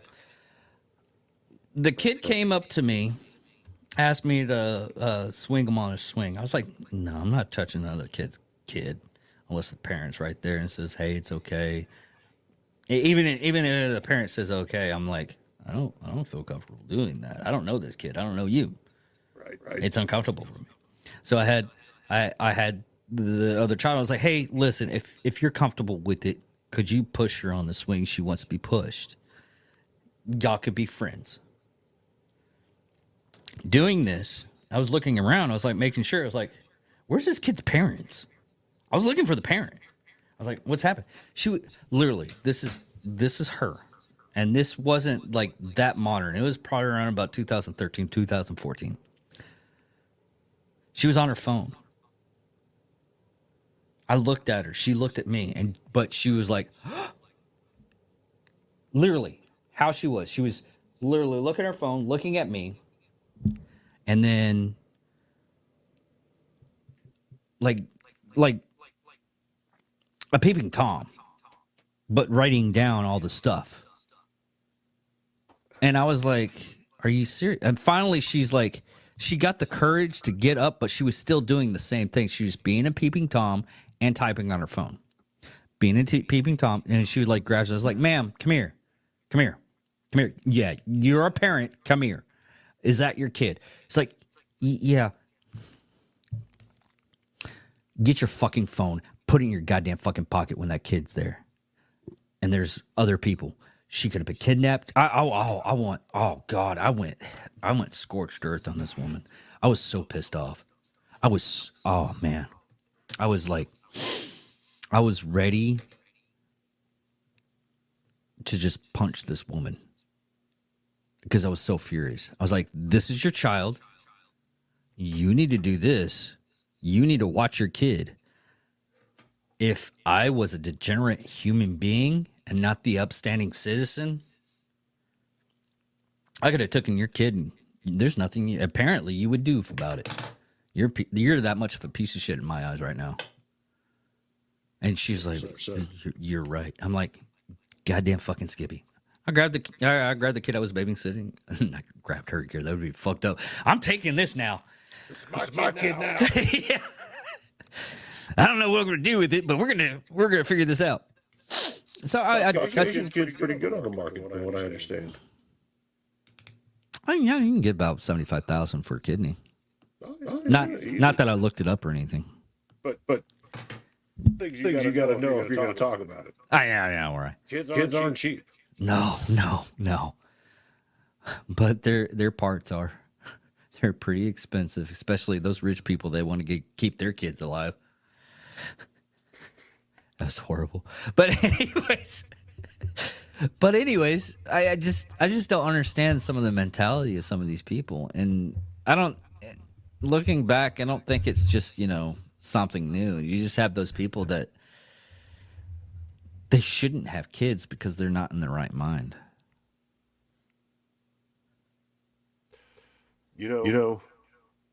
Oddly enough, I don't think that anybody should procreate until after age 25. Why age 25, you ask? Couple reasons. 25 is when the mind stops growing in theory, or slows down in growing. 25 is also an age to where you should be established enough, got all your wild, dumb shit out of the way, and you could probably look ahead, see the forest past the trees, and maybe be ready to find somebody with like interests that you could settle down with potentially and procreate. But it's not a knock against anybody that had kids when they were young. It's not that at all. There's plenty of kids that turn out just fine. But at least you, in my opinion, have a better opportunity by being in a better opportunity by waiting. Yeah. I mean, sometimes you got accidental happenings. It happens. Like I said, it's not a knock against anybody that's had children at a younger age. It's perfectly normal. It's fine. Yeah, and some of those norm for hundreds of years, for centuries, to have children at a young age. So and some of those people step up, and some of them don't. Right now, if you wanted to have kids, and let's say you also wanted to climb Mount Everest, get Everest out of the way first. Yeah, because after you have the kid, it's not going to be that easy. Yeah, because it's just extra weight. You don't have to. It's a lot of work, man. It's a lot of work. It's a lot of work to have kids. That's another thing. People don't understand that don't have children. Before I had kids, and mine are grown-ish enough. Friends of mine that had kids, they'd always call their kids, what the fuck's wrong with you? Fucking kids and shit. We're over here fucking around and drinking, whatever. Fuck your kids. And, they'd always get all sentimental and have pictures of their kids and this and that. And I never got any of that until after I had my kids. It took me, 30 years to be like, oh shit, I get it now. And I wasn't ready for the world. Yeah. It's always nice to have proof that you had sex. Yeah, it's just being able to appreciate something that you never really had any understanding whatsoever for at all, nor did you really care because it infringed on your fucked up kid time. So now here's a good question for you. Now, do you like reminisce a lot about the times that you had when you're with your kids, or do you think about anything, the bad things that happened when you had the kids? What's the ratio on that? Because I'm always like, if I'm having a bad day and I would just reminisce of something that me and my daughter did when she was younger, I mean, I'm good for the rest of the day. When we had our son, I was still involved with my business, my Goodyear. So it was challenging for me in the sense that I wasn't able to be present as much as I would have liked to be. And then it transitioned into me selling the Goodyear, opening up more businesses, which made it more difficult for me to be at home as I was going back and forth traveling the country, picking up and dropping off vehicles as I acquired a dealer's license again. And I guess looking back at it now, we've got a great relationship, man. My son and my daughter, both of us. And I spent time with my daughter day one. I closed down my businesses just to be with my daughter, so I wouldn't repeat what I didn't do with my son. But the way the relationships both turned out, they one doesn't love me more or less than the other one because I wasn't there. But I feel bad that I wasn't there because I should have been, not only as a father, but as a husband at the same time. So, as they say, you can't put the toothpaste back in the tube, but hindsight being what it is, that's definitely one thing that I probably, definitely would have done differently. Yeah. Just because I'll never get that time back, and I can go flip cars anytime I want if I decide to do that again. So. Well, this is the same thing that happened with my dad and me and him recently, as we had a heart to heart because he was going through some things, and we were just he wanted to have like a long road trip, and we just went to go to like a we went to Army Air Force Baylor County football game in Dallas. It was the Armed Forces Bowl, and we just had a heart-to-heart conversation for the 2 hours going up there and 2 hours coming back. We were getting some stuff off of our chest, and he was like, "Hey, I'm sorry I worked so much when you were a kid." I mean, I went with him for a lot of the jobs that he was in the military. He was civil engineering. He was in the Air Force. I followed the steps with him, but doing a different path in the military. And but I also got that thing to where I wasn't gonna work as hard as he was, because he always had like a part-time job. He had like, at one point in time he had like 3 jobs. He worked for the sheriff's department. He worked for Pizza Hut, and then he worked for Target doing stocking, which is kind of ridiculous because he just could have made more money if he just did overtime at the sheriff's department, which is strange.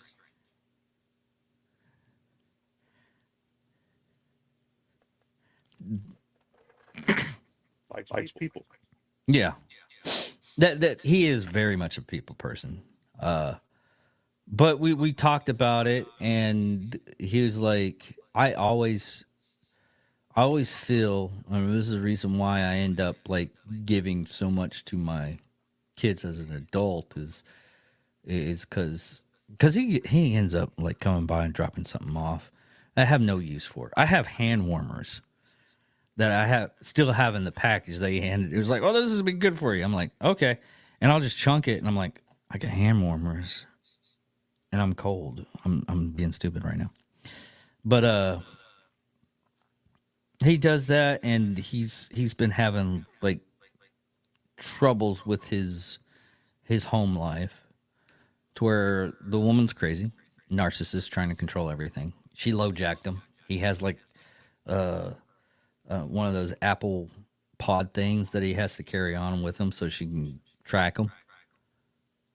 Yeah. I told him, I was like, yeah, that's not going to happen with me.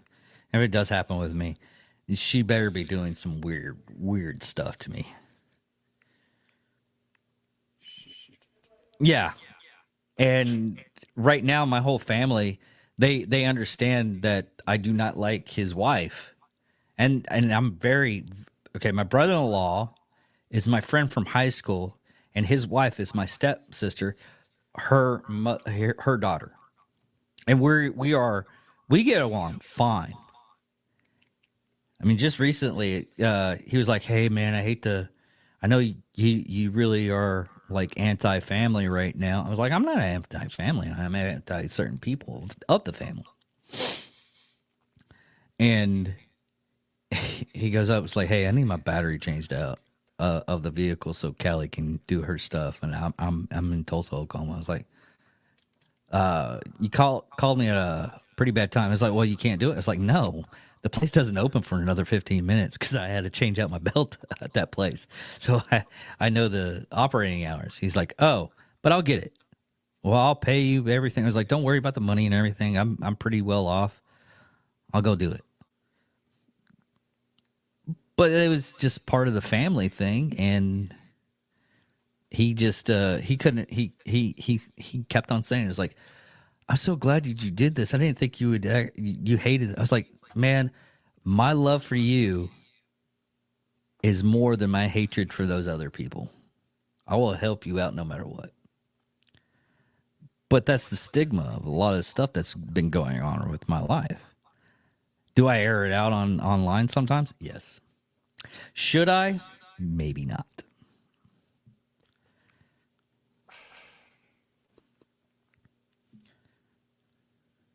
Sometimes it's one of those things you got to just think about and decide whether or not it's something that you feel comfortable airing out.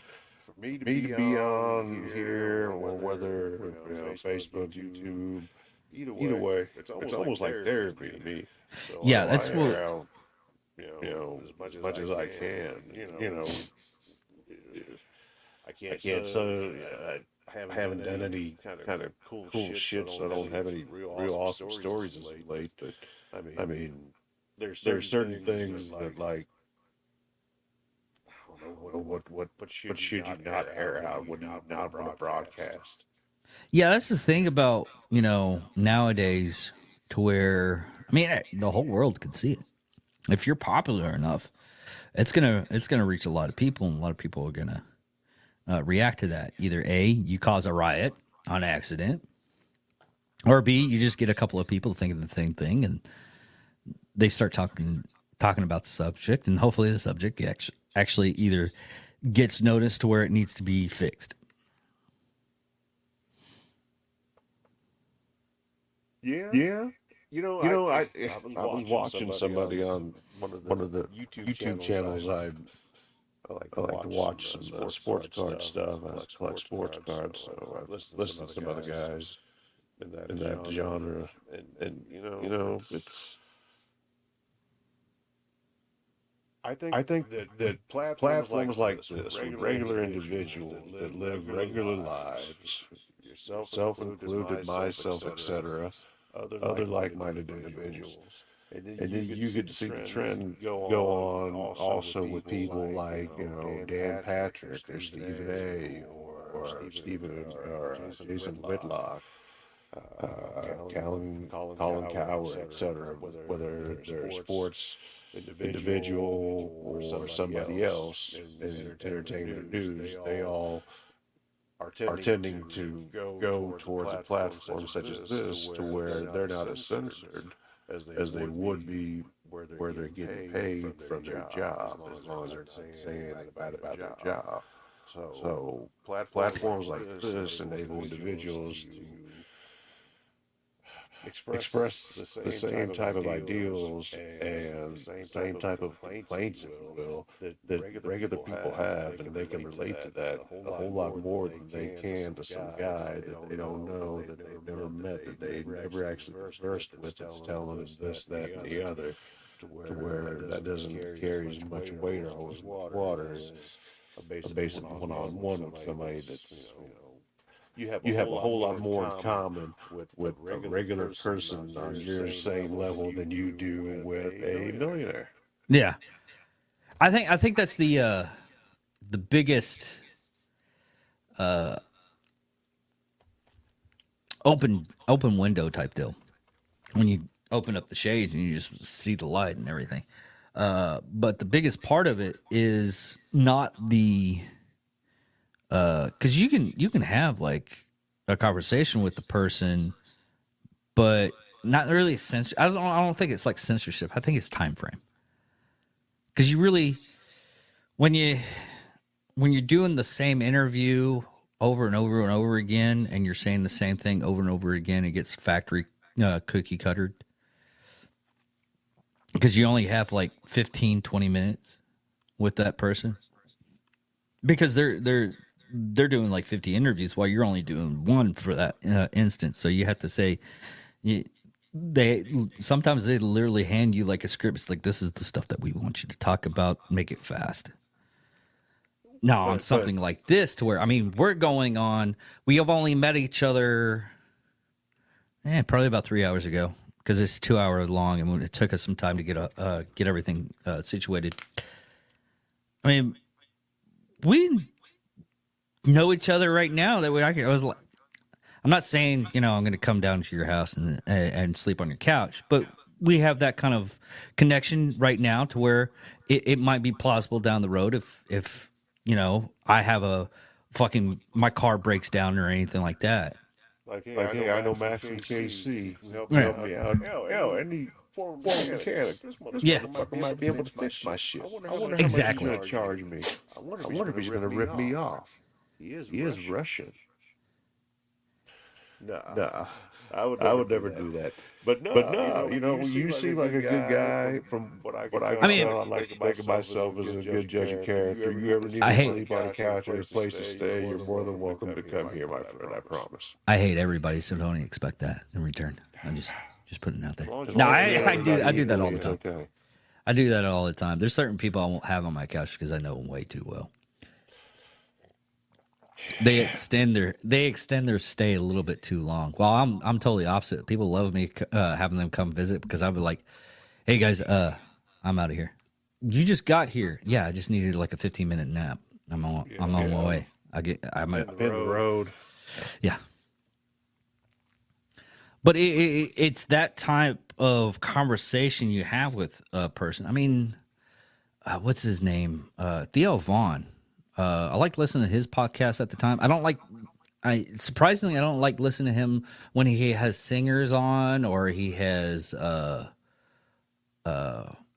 comedians on. Some of them, it's pretty funny and everything having them on. But the ones that I like to listen to, it's like he had like a New York City garbage man on. Fucking loved that episode. It was weird. It was something I wanted to listen to. It was an interesting subject. He's had a truck driver on. He has like weird people with blue collar people with everyday jobs on the show. And I think that's what people like to see because they can relate to people like that a whole lot easier than they. You know what I have in common with Travis Kelce or Patrick Mahomes or Andy Reid or Brett Veach or any other Chiefs player, member of the organization, etc. I have one thing in common with them. Most of the country hates you? Besides that. we all like the same team. Yeah. And that's it. We don't have the same social status. We don't have the same economic status. We don't have any other commonalities whatsoever. Aside from the obvious, we're human beings. We live on the same planet that's round.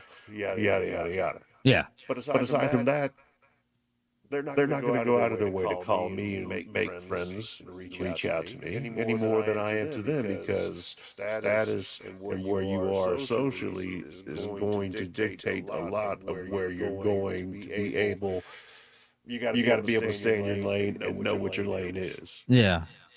Would that be kind of weird though, that you do get that phone call? And you're like, "Hey, yeah, I remember that one day we were pumping gas and everything?" I was like, "Who is this?" It was Patrick Mahomes.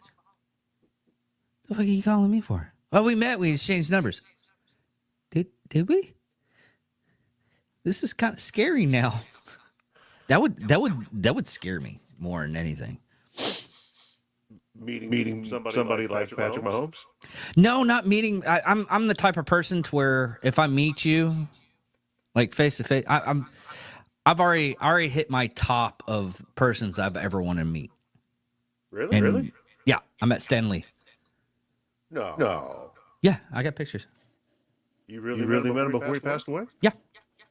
That's awesome. Let's see if I can pull this up. So, tell me how much you love DC. I am a comic book fan, so I hate to tell you this right now. No matter what, it's like crack. I love it. I love it all. There's a lot of different. I'm more of a DC fan than Marvel. But when when it comes around to it, I love the genre. There's a lot of different comic books that are really good, depending on what you want to read. I mean, sometimes I'll read Spider-Man because they have a good arc going on, and sometimes I'll read Superman because they have a good arc, or I read Batman because they have a good arc. It's depending on the arc, really. I like them both. Yeah. I can't say anything bad about either one of them. It's hard to project what is in the comic books on the big screen, even with CGI, etc. It just kind of loses a little bit of, I don't know the right word is for it. It's not nostalgia, but it loses a little bit of that magic, I guess, that you get from that comic book. Yeah. And hold it. Oh, look at that. Wearing a Superman shirt with Stanley. That's dope. What's really funny is Did he say anything about you wearing the Superman shirt? no. What's funny about it is a lot of people don't know he actually did write a Superman comic book for DC. It was like a Elseworld type thing, to where it was a new style of Superman. He did come from a different planet, but he was a cop and he was more rugged. It's actually a really good read. He did a whole it's Stanley Presents, and it's like he did an offshoot of Superman. He did the Trinity. He did Superman, Wonder Woman, and Batman. But he did it in his own various ways. Like Batman was a black man that ended up getting incarcerated for a crime that he didn't commit, became a pro wrestler, became rich off of that, ended up finding a guy that could do all of his gadgets and everything. And it was a really good read. It was very good. Like comic books? I don't do that much anymore. I have a couple of them that I've kept because they're worth a fairly good amount of price. One's damaged really bad, but it's still high priced. My grandfather ended up. It's in a security box right now in a bank, but it's Action Comics #1. But it's heavily tore up. But I would never sell it, even if someone is like, "Hey, I'll give you $300,000 for that." I'm like, no, it's the last thing my grandfather ever gave me. So it was one of those things I found. I was like, I collect comics. Well, you can go ahead and have that. And then later on in my life, I was like, I can't believe I still have this. I can't believe I have this. I get it. I think the last sports cards. Yeah, it's the same thing with sports cards. I used to do something. I used to collect Magic the Gathering, also. I mean, it's a playable thing. I loved the fuck out of it at the time. I still play it online, but it's one of those things that I'm not a person that likes clutter. So me collecting something's very, very odd. Like this whole spill is all my friends and everything. It's like, you have to have something in the background. You just can't have like a white background. So I put stuff more or less up there. It's like there's a metal box that I got from my dad. It says explosives on it. Boba Fett's the other thing Star Wars, I'm really animated about. I have a lot of Boba Fett stuff. Skeletor, I mean, this is we call this for our sports show. Whenever a sporting event touches us in a bad way, this is Bad Touch Bob, so we can find out where the bad team bad touched us. Bob Ross. Yeah. And hidden away is Captain Caveman. Literally. Yeah. I need to put him. That's awesome. I can see him. But yeah, I'm not much of a collector that much anymore. The other host, Johnny, he collects models and he does models. Of course, he's a big time Red Sox fan, so he has a lot of Red Sox in his background. Living in Texas. Yeah, it's strange. He said he's like a Red Sox fan ever since he was a kid. My brother-in-law, he lives in Boston. Doesn't have that awful nasally accent, thank God. But he's been up there for like 20 years now. Oh, really? Fucking nothing. Winning this, winning that. Son of a bitch. You know what you should do and this is anybody that's a Boston Red Sox fan, and this is what I'm going to do on Johnny's deathbed. I'm going to make sure that he has like a Yankees hat inside of his casket. If he listens to this, it's going to happen. I hope you die before I do, so I can do it. I mean, it's a horrible thought, but you know, he hates those pinstripes. He won't even think touching. A friend of mine gave me a Yankees hat to mess with him on the show, and I put it on the thing, and he grabbed like a pin. He looked around, grabbed himself like a pin and stuff, and he was just like tossing on the ground. He's like, "Don't bring that evil on me, Ricky Bobby. I'll kick your ass." Hates the Yankees. Dude, it's a passion. Yeah. No, I don't get that serious about any sports. Even the ones I love the most, I've never wanted to fight anybody over any. No. I'm never really been much. I'll talk sports only because I learn basic facts on it. But never really been a sports fan, all too much. But I've heard some weird stories about people that got and this is only like I can't find the story anymore, even though I know about it. It was here in Texas, OU and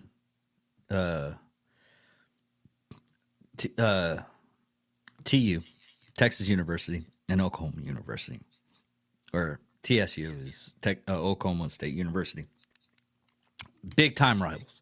The Red River rivalry. Yes, sir. That was They had we had like it's still called the Cotton Bowl, even though they don't do it at the Cotton Bowl anymore. And you know when the event happened is because there's a stretch of road that is full of traffic after the game. That's how many people go to this game. And this is in Dallas. It's that type of thing. The whole row of traffic for that day. Don't even go to Dallas that day. stay away. Yeah, just stay away. It's that bad. But there was a story that Texas University fan went to a Oklahoma State University bar, and he was just saying stupid shit, and he ended up getting his balls ripped off. When you say balls ripped off, do you mean that figuratively, or do you mean more of a literal, like, no Guy balls here? went down, grabbed his scrotum, and pulled enough to where the man was left without able to give child anymore. Wow. That's a fucking pretty serious grip there. Yeah. That guy must work out his fucking arms like a lot. Yeah. I mean, to rip off somebody's balls? Yeah. Like that's like Roadhouse. Yeah. Fucking Patrick Swayze ripped out his fucking thorax. But this is balls through jeans and shit. I don't know the whole thing. It's just I know the news article. I'm gonna imagine it's through the jeans and everything. He just took the jeans, the bras, the balls, everything. I mean, yeah, that would be pretty powerful. Like a finishing move in Mortal Kombat. Like finish him, just fucking balls and shit just hanging. Yeah. Yeah. I've heard, man, doing like correction officer stuff and just weird stuff, and people end up telling me weird stuff. I don't know what it is. It's some kind of aura that I put out with people. They'll end up telling me like weird stuff. I had a person that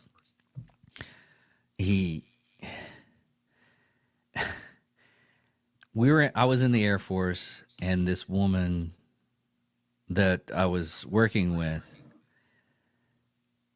we were talking and everything. We're having just, honest God conversation.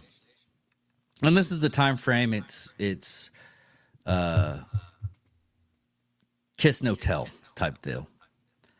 And she confessed to me that her and her husband does like threesomes, and you couldn't do stuff like that at the time frame in the military. I was like, yeah, I go to San Antonio, visit my husband and everything. We have threesome with other women, and it's so good and everything. I love it, and blah, blah, blah.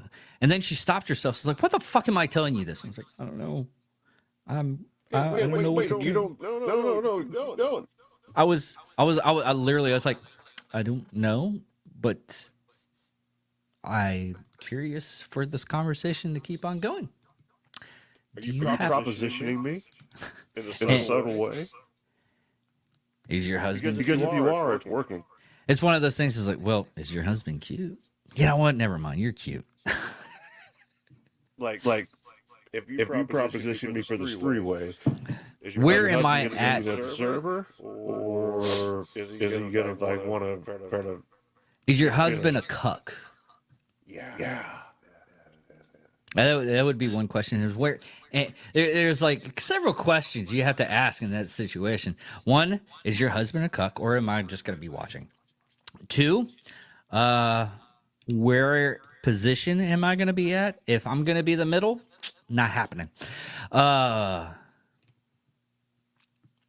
Or it could be something totally out of left field, like, he's a quadriplegic and a double amputee.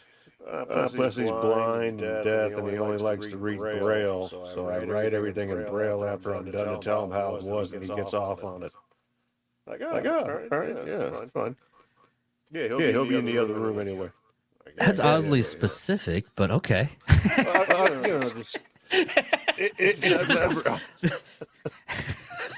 just had to go with it.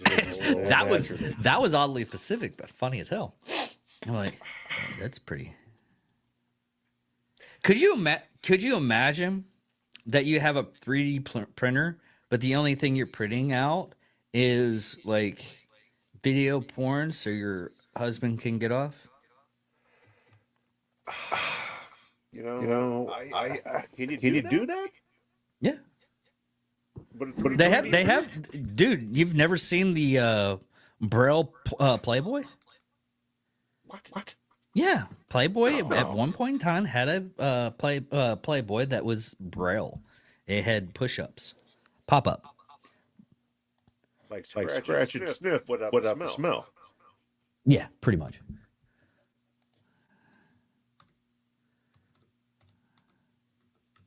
So like a Braille titty with a Braille nipple? With a Braille areola? Because everything's got to be a little different, texture of Braille. You don't want to, I don't want like a 2,000 grit sandpaper, then move over to an 800 grit sandpaper. Then titties like a 60 grit. You're like, oh fuck, titty sucks. But I love the nipple at 2,000. You know what I mean? But the 60 grit titties are a piece of shit. But the 800 fucking areola is not bad. That's it. Oh shit. You got little nipples there then. Yeah. And so you get a you touch all the yeah. And then you get a read about what her favorite pastimes are, her likes and dislikes, wherever they used back in the day. I bet you that was a pretty good seller. It's probably How many other people like putting something like that out? That's revolutionary. That's genius. Yeah, I mean, if you want to I mean, this is what it looks like. I almost wish I was blind at this point. I mean, you can learn this stuff. Just so I can get the braille. Yeah. Yeah, shit. It says the same thing. It's just bumpier. You know? But that's what it looks like. Weird stuff I find online. I would never even thought that. Yeah. Somebody actually thought about that and put it into practical use. Yeah. Someone told me about that one day. I was like, that really? I mean, that's pretty effective. And the internet finally came out, and one of these days I just remembered that whole conversation. I was like, is that real? And I looked it up, and yes, it was absolutely real. When the internet came out, see, this will give. See, I was born in '77, so I'm 1 year before you. Do what? I'm 1 year before you. After you. 1 year before me. After. So you're 78. So yeah. we're right there. We're Gen X, I think. Yeah, whatever they want to call us. Assholes most of the time. But yeah. The last generation before all these fucking shitheads are taking over. Yes. I guess you would say that, yeah. So growing up in our generation, and I don't think it mattered where you were, whether or not you were in Texas, whether you're in Kansas, whether you're in fucking Oklahoma, Florida, doesn't matter, New York.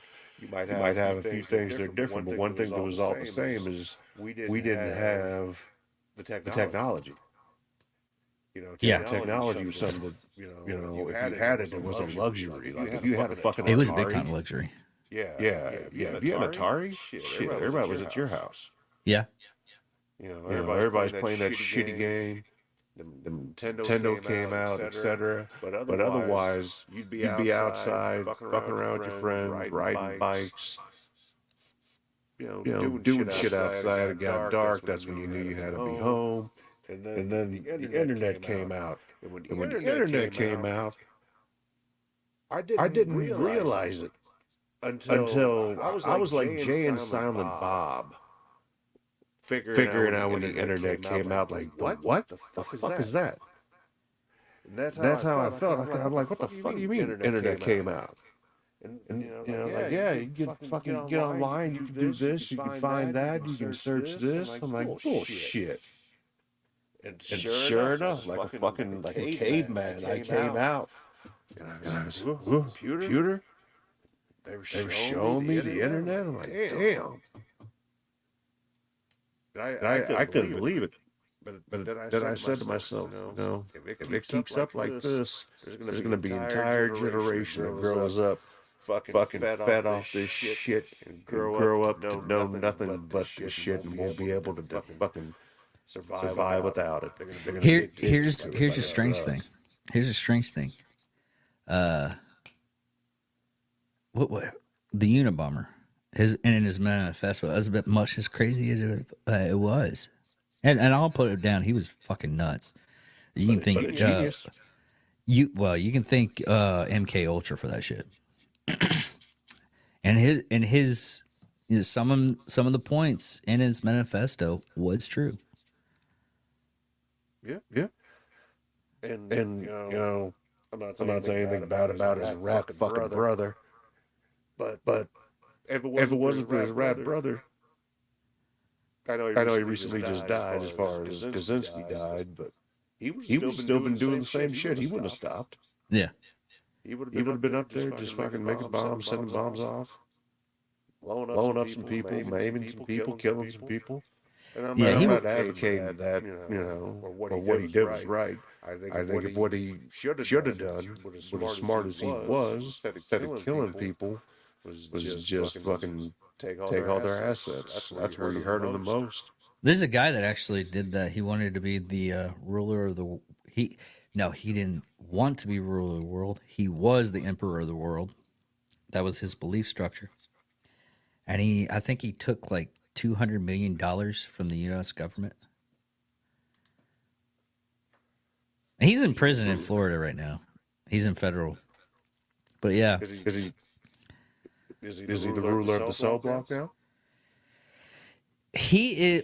What's funny is he's a lawyer, or he was he's still technically a lawyer because he does practice law inside the cell. He gets people off and everything. So he's a jailhouse lawyer now. Yes, he's a jailhouse lawyer basically. And the only reason why I know this is because I found this podcast with this guy Matthew Cox, and Matthew Cox was a mortgage fraud. He dealt with mortgage fraud. And now what he does is he can't touch anything in that financial space anymore. He does artwork, and he also does YouTube channels, and he also does true crime novels. Because he actually talked to the people, and he had to get you got plenty of people to get the crime stories from. How they did it. He did one over the what was that movie? War Dogs.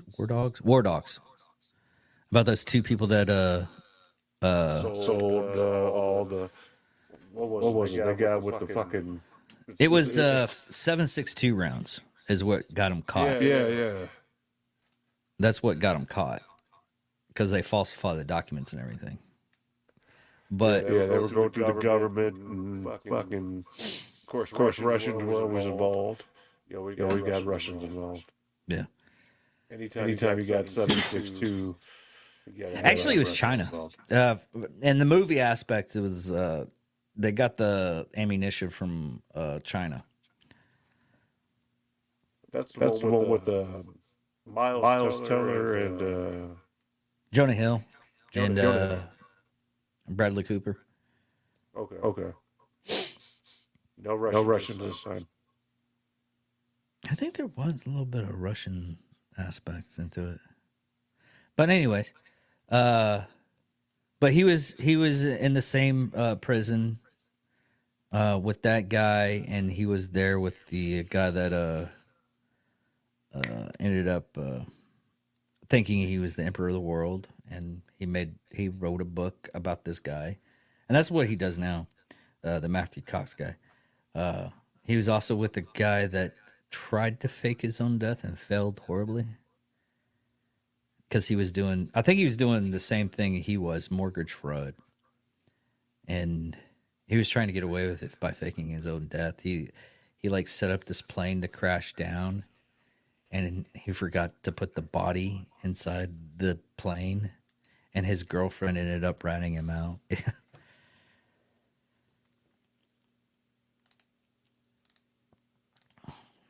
But yeah. How are you going to forget to put the body in the plane? Priorities weren't there, man. Like you got a little checklist. You're going down. Like, all right, got this, got that. Oh shit! I think that was his. Checked out the body in the plane. I think that's what that was his mistake. Is he didn't do a checklist. It could have been the when you leave out that one little detail that could have been the. Stupid. Because I need a checklist just before I go out of the house, and I'm always checking. It's like nowadays his phone. I got my phone on me. I got my wallet on me. I got my modern day rape whistle. So you got as you get older. And it's true. I would never thought this shit 20 years ago. The little things start to slip a little bit here and there. Like, I should better play. Yeah, I got it. Dude, I have to go by my house every once in a while. I have to turn back around, make sure I lock the door. Yep. You're not the only one. Yeah. You're not alone. And that's what we're here for. Yeah. We can have our own little stuff there. But I've kept you for like two close to 220 hours. 2 hours and 20 minutes. So we'll go ahead and cut it off on that. Go ahead and you're gonna have to send me your channel information and everything, and I'll put it up in the description. But what's your channel's name? On YouTube? Yeah. I want to say it is. That's the facts. Russian Jew Max. That's funny. I love that. That's the facts. Dude, that just rolls off the tongue. It does. You know, it's long-winded, but it sounds eloquent at the end.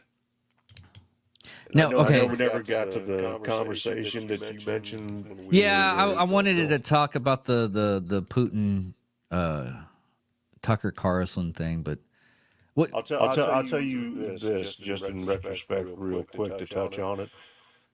What Putin said in the history lesson that he gave to Tucker Carlson was probably the most telling thing that he could have done. And what he revealed by doing it is basically saying that in no point in history was Ukraine ever independent from Russia. It was either the breadbasket of Russia, the breadbasket of Imperial Russia, the breadbasket of the Soviet Union. But there are such things as Ukrainian nationals that are bad actors any more than you have domestic terrorists here, whether they're called the KKK or Black Lives Matter, makes no difference. Same exact thing. And the reason the war is where it is twofold. A, not listening and breaking promises and moving the borders of NATO closer and inching closer to Russia, but that and the fact that there'd be no difference, just like in the Cuban Missile Crisis. Nobody liked the fact that Russia had nukes in Cuba. Yeah. Nobody liked that. Nobody would like it now if Russia decided. But yeah, but the whole reason why they did that was because we were putting missiles in Turkey. And Italy. Yeah, in Italy, yeah. And nobody ever talks about that part of it. They just make Kennedy out to be some kind of genius hero that saved the world, and that's not the case at all. U.S. gave up way more than Russia ever gave up. And the Soviet Union at that point in time was able to do what they did right underneath America's nose. And they didn't even know it until it was too late. And by that time, it cost America two locations where they had strategic nukes. Yeah. So at the end of the day, it just comes down to the warnings were there, the infringement towards the Russian borders. It's just, they had enough of it. Yeah, because all this stuff. What surprises me with the whole thing is this wasn't even in. Everybody was talking. It was like, oh man, the Ukraine-Russian wars. It's a new topic. It's like if you're in 2014, they were. He used the Warner Group a lot of times as a proxy. It wasn't proxy war. It was actually war stuff that he did. But it was one of those things. It's like the three administrations actually touched on it, and nobody did anything about it until like this last one. And we're just basically giving money to us to give weapons to them, and that's the only description you actually do it. We're not actually. That's one of the things that a lot of people don't understand is a lot of people are like, oh, we're giving them money. I was like, technically, we're giving ourselves money to boost up the economy. That was the whole thing. That's the reason why they're doing it, is because the economy is in a slump. They needed to get money to the U.S. and get the government money in such a way to where they were giving money to the war engine.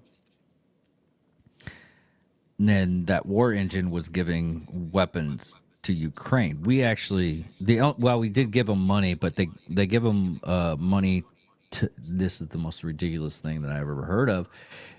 So they could support their retirement funds for some of the people. And that's annotated fact. I wouldn't give him a penny. Yeah, and that's what a lot of people are all upset about right now. But we've always given like a big. I mean, what was it? I want to say Nigeria, but I'm not entirely. It was a country in West Africa. We just gave a shit ton of money. yeah, and all for and the stuff they put on there is ridiculous. They literally put on there just put whatever you want on there and just give them the money, and they put on there for gender studies and facts. yeah, gender studies and facts. I'm like, with our money. yeah, I would sign off on that shit. You could at least put something believable. I mean, if you're trying to be intelligent, it's like we're gonna get this over the U.S. tax paper, and you see that I'm like, you gave them for what?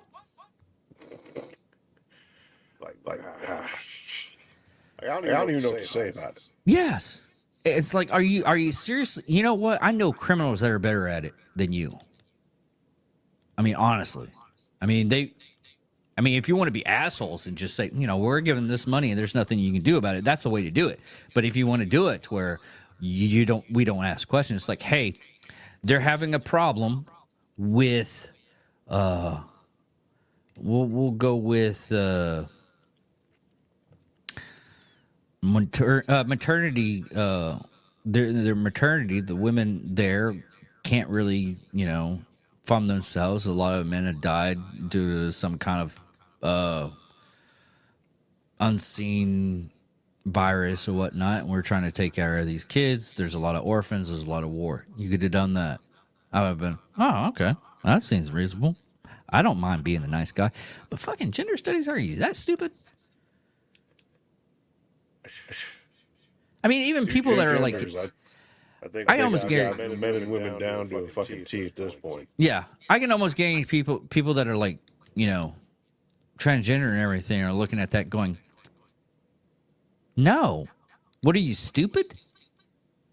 Even the people that are that's the commonality right now is we're looking at the government, the administration right now, and we all hate each other's political view, but right now we're looking at it as like we got to get him out. We have to do something about this place. It's not. I was like, well, it's the devil you know or the devil you don't type deal right now, and the devil you don't, I mean, we already know.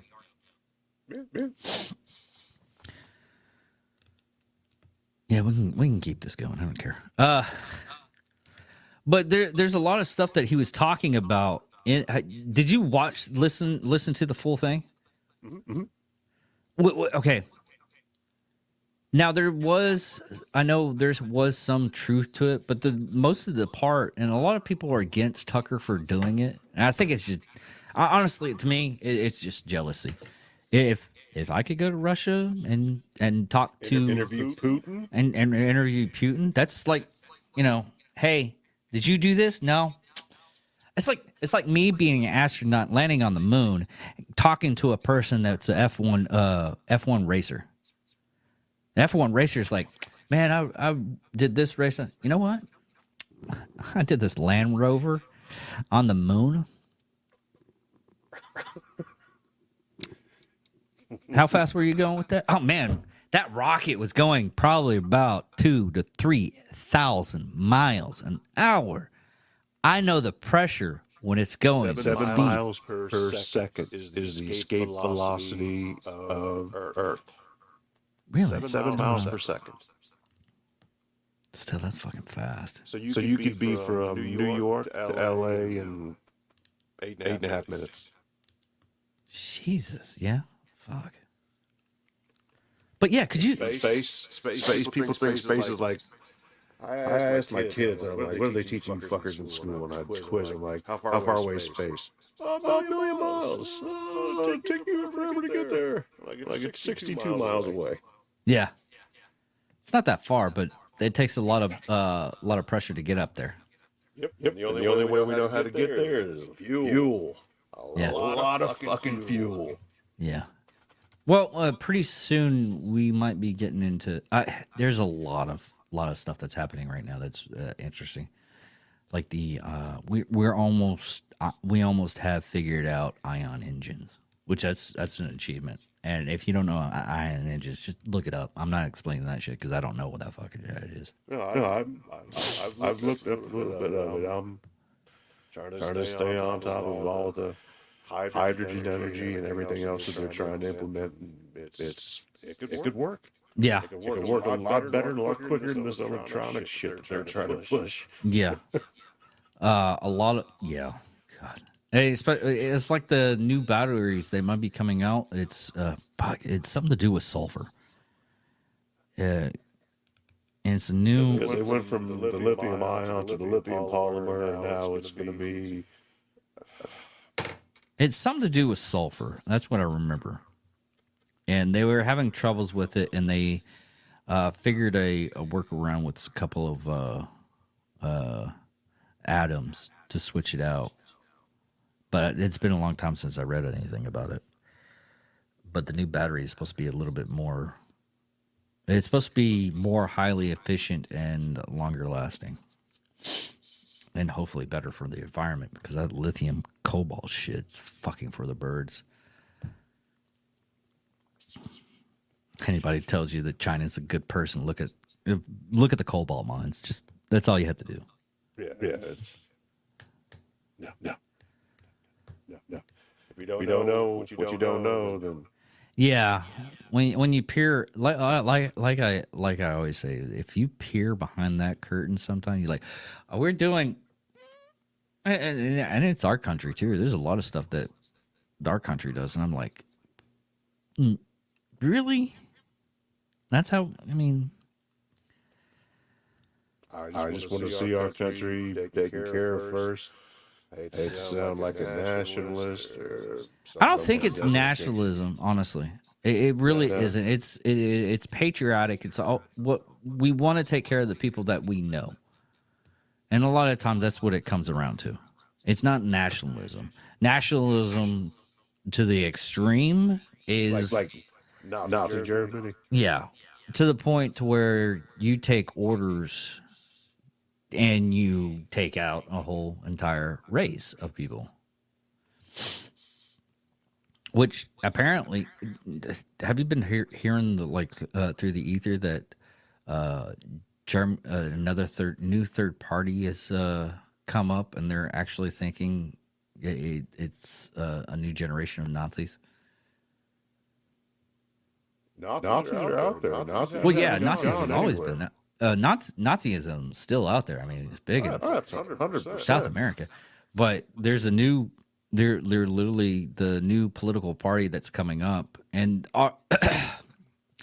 our system of government is totally opposite to Europe's system of government, where a left-leaning person there would actually be a right-leaning person here.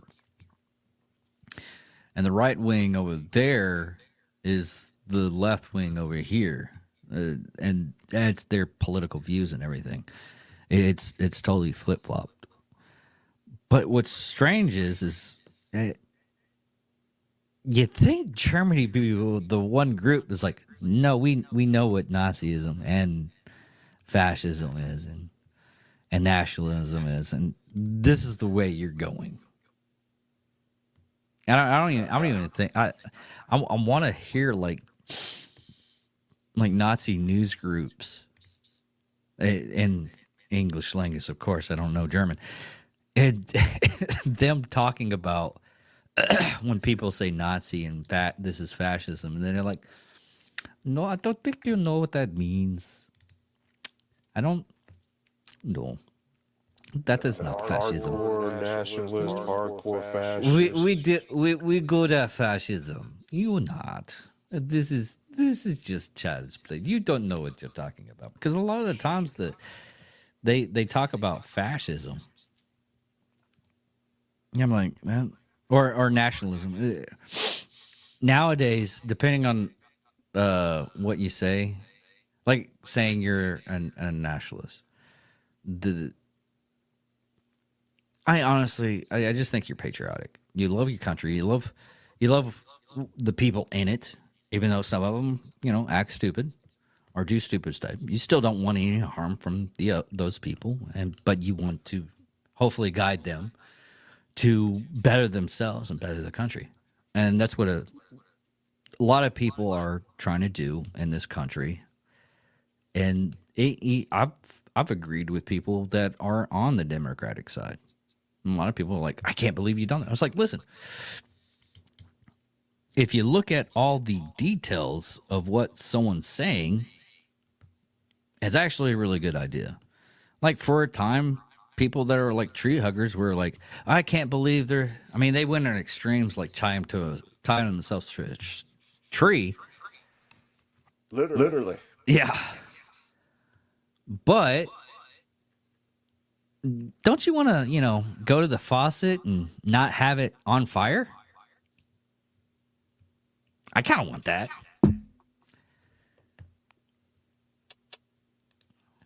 Yeah. It takes a village. Yeah. But I just hate the extreme part of both left and right. And a lot of the people in this country are with that. Not having any middle ground just doesn't seem realistic, but that's somehow it is. Yeah. And the one thing that it gets me when it actually, looking on this, I think it's not real. I mean, there's some people out there, I'm talking like a low form of those people, both left and right, that are so hardcore they can't listen to reason. You have to actually I was like, hey, listen, here's an idea. We get someone that can talk to the left side, someone can talk to the right side. They have like a common ground, talk to each other, and then they talk to the extremists, and hopefully they can come to some kind of bipartisan. You know what? I agree with you 100%. Not to mention the fact that I think you already mentioned the guy that would be perfect for it. Who is that bridge, you ask?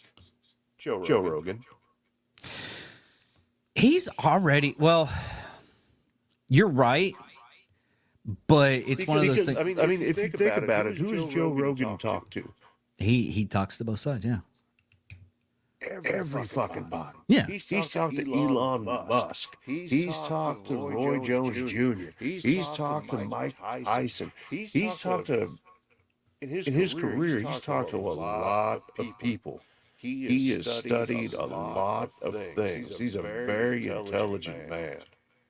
He is an individual that I would emphatically trust to put in a position to make a deal or to make a compromise or even simply to negotiate anything. He seems like he can get it done. Yeah, I can see where you're coming from. I mean, there is a lot of people that a lot of people don't know about. That, I mean, my go-to with negotiating something for like value money and everything. I mean, Trump's a good one, but there's another one that a lot of people don't talk about. It's Patrick David Bett. He's been on Joe Rogan. He has his own podcast. He has his media company. He has he's well off. He's pretty well off. He doesn't have to do a podcast. He does it because he loves it. He loves comedy. He loves, all the stuff. He's done the same thing. He keeps his stuff more right, but he has like Chris Cuomo, whatever his name is. He's had him on the podcast. And if you don't know, he was a very high-end Democratic person that was on CNN for the longest time. And little controversy here and there. Yes. And when you actually... no longer... Well, your brother's no longer the governor. Yeah, some weird thing about that. I think it was the nipple rings. Honestly, I think that's what got him out of the. Was that what got him out of the office? Was the nipple rings? As crazy as this sounds, yes. Okay. Not all the dead people from COVID. No, it was the nipple rings, man. Come on now. Ring. I mean, yeah, some things you might want to hide, or they kick you out of office. Nipple rings. Jacob's ladder, another one, and nipple rings. You want to be able to go through a metal detector.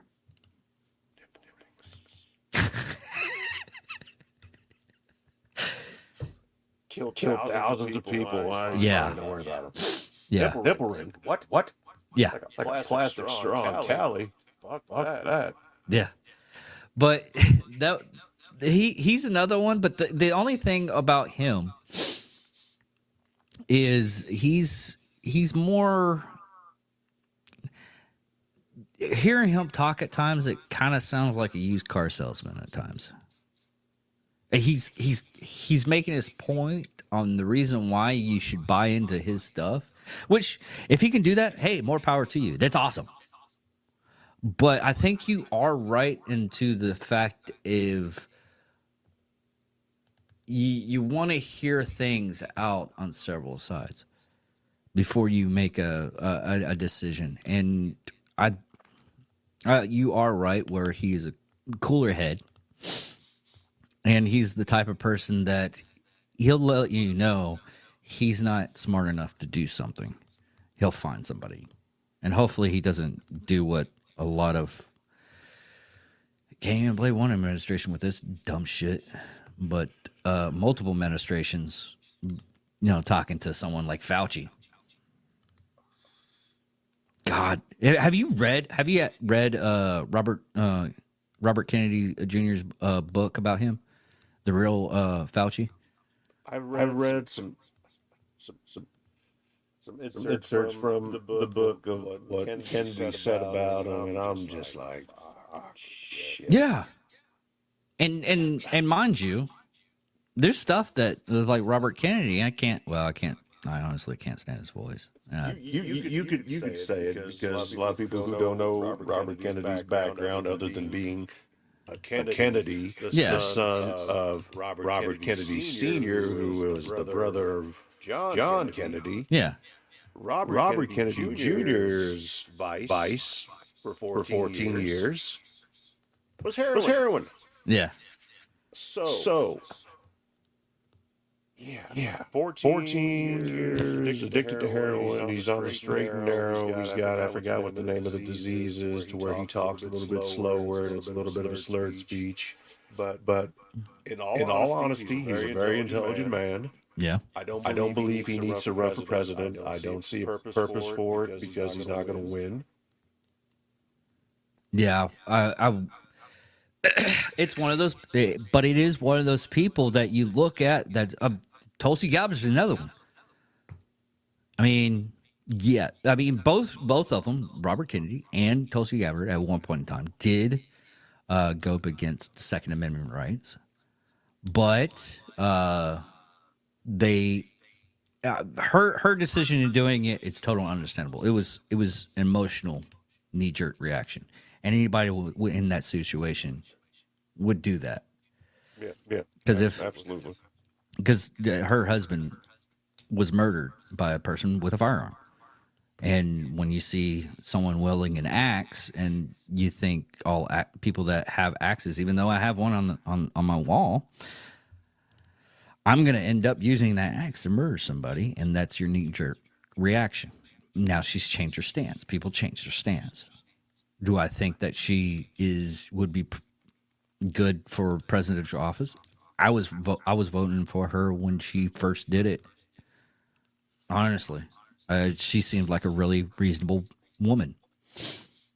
But DNC decided to go for an idiot instead of an intelligent person, and wanted to go to that was a thing about 2016. There's a lot of the people that wanted to go up against the system. And nobody wanted to vote for her. I think it was like Tulsi Gabbard was one, Donald Trump was another one, And right now, it's Donald Trump and Robert Kennedy that are their whole rest trying to get into the office. It's going up against the system because right now we've seen, as like what I tell everybody else. I love my country. I hate my government because that's what's fucking us. Too big. Yeah, when you get to be so large to where you stop looking at the people as anything as like money. I mean, that's all we are. As much as a lot of there are people in Congress, both left and right, that actually care about their job, aren't taking kickbacks. There's a, I think he's South Carolina or North Carolina, that he's a Democrat, and listen to him talk and everything. He's pretty good speaker, and he puts everything out. And he, from what I've gathered through all the information I'm getting from him, just because I was trying to get him on the show, is he's a decent human being, and he just takes a pay cut from whatever funds he gets from doing the job. So it's just not like that. That's one thing I love doing on this is if a person's like big on right side or big on left side. I got some friends that just don't give a shit either or. I mean, we need to do that. We need to talk to, just have a decent conversation. It's like, hey, I know we're coming from a bad place, and I've tried to talk to people that I had an extreme leftist that literally was so left that he was racist, and it didn't make sense to me. And it was that Georgia ID thing, and I was trying, and I didn't record it. And we were having that conversation because Georgia just enacted the whole voter ID, and it wasn't just the voter ID thing. It was, they still had a mail-in system. You can still mail in your ballots. You can still, they worded it and did it just a way to where, yes, you have to have your ID. We have to verify that it is you. Same signature that's on, your mail-in ballot is on your driver's license. And that's really all. Texas has the same thing, and we have a little scan thing on the back of our IDs. They scan it, they verify it, boom. I don't even think they look at the picture, so you don't really have to. It's really not that secure, in my opinion. But I have that same thing, and I was describing everything is like, well, what made it the most racist thing is like, well, people of that color can't get IDs. What? Yeah. I was like, how do they get jobs? Oh, I'm like, he was just saying the most racist stuff. But he was for the black community. I was like, dude, you do realize that all the stuff that you're saying right now is really racist. I was like, well, even the jobs. It's like most people of that are black, they can't get daytime jobs.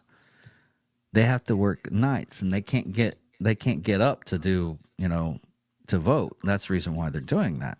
They're only making it a certain time frame. It's like, well, they still have to mail in ballots. They can still mail in a ballot if they register through their courthouse or online. I mean, I brought up I went through like news articles and everything, and every one was either right or left, and I had to go to the actual bill itself and read off A, B, and C of what the bill was, and every comment that he was saying to back up his way of thinking was the most racist stuff I have ever heard.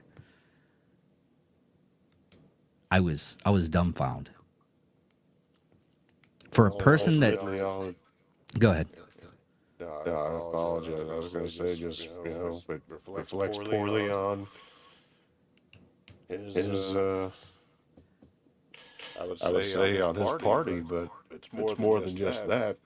Because most of them aren't Trying to doing that. sensationalize the opposite of the narrative that you stand behind and expect people to believe it when it doesn't make any sense. Yeah, exactly. It's so weird of how people are like describing this stuff. It's like the newest thing is this congresswoman in California. She's trying to bump the minimum wage up to $50 an hour. And yeah. She's like, well, I've had a business, and I understand. I was in, so they went in and looked up of her business because it was online. They looked at the pricing of how much they would get paid per hour, and it was $17 an hour for most jobs, bottom of the barrel. And it's like, so this woman isn't at any point in time giving her employees $50 an hour. Because it would destroy the economy so bad. Yeah, I think it would probably be more or less. It would end up like most other countries. Their monetary value of their dollar is weird. Like Japan, it's like 75,000 yen equals like $17. Why don't they just call it 17 yen?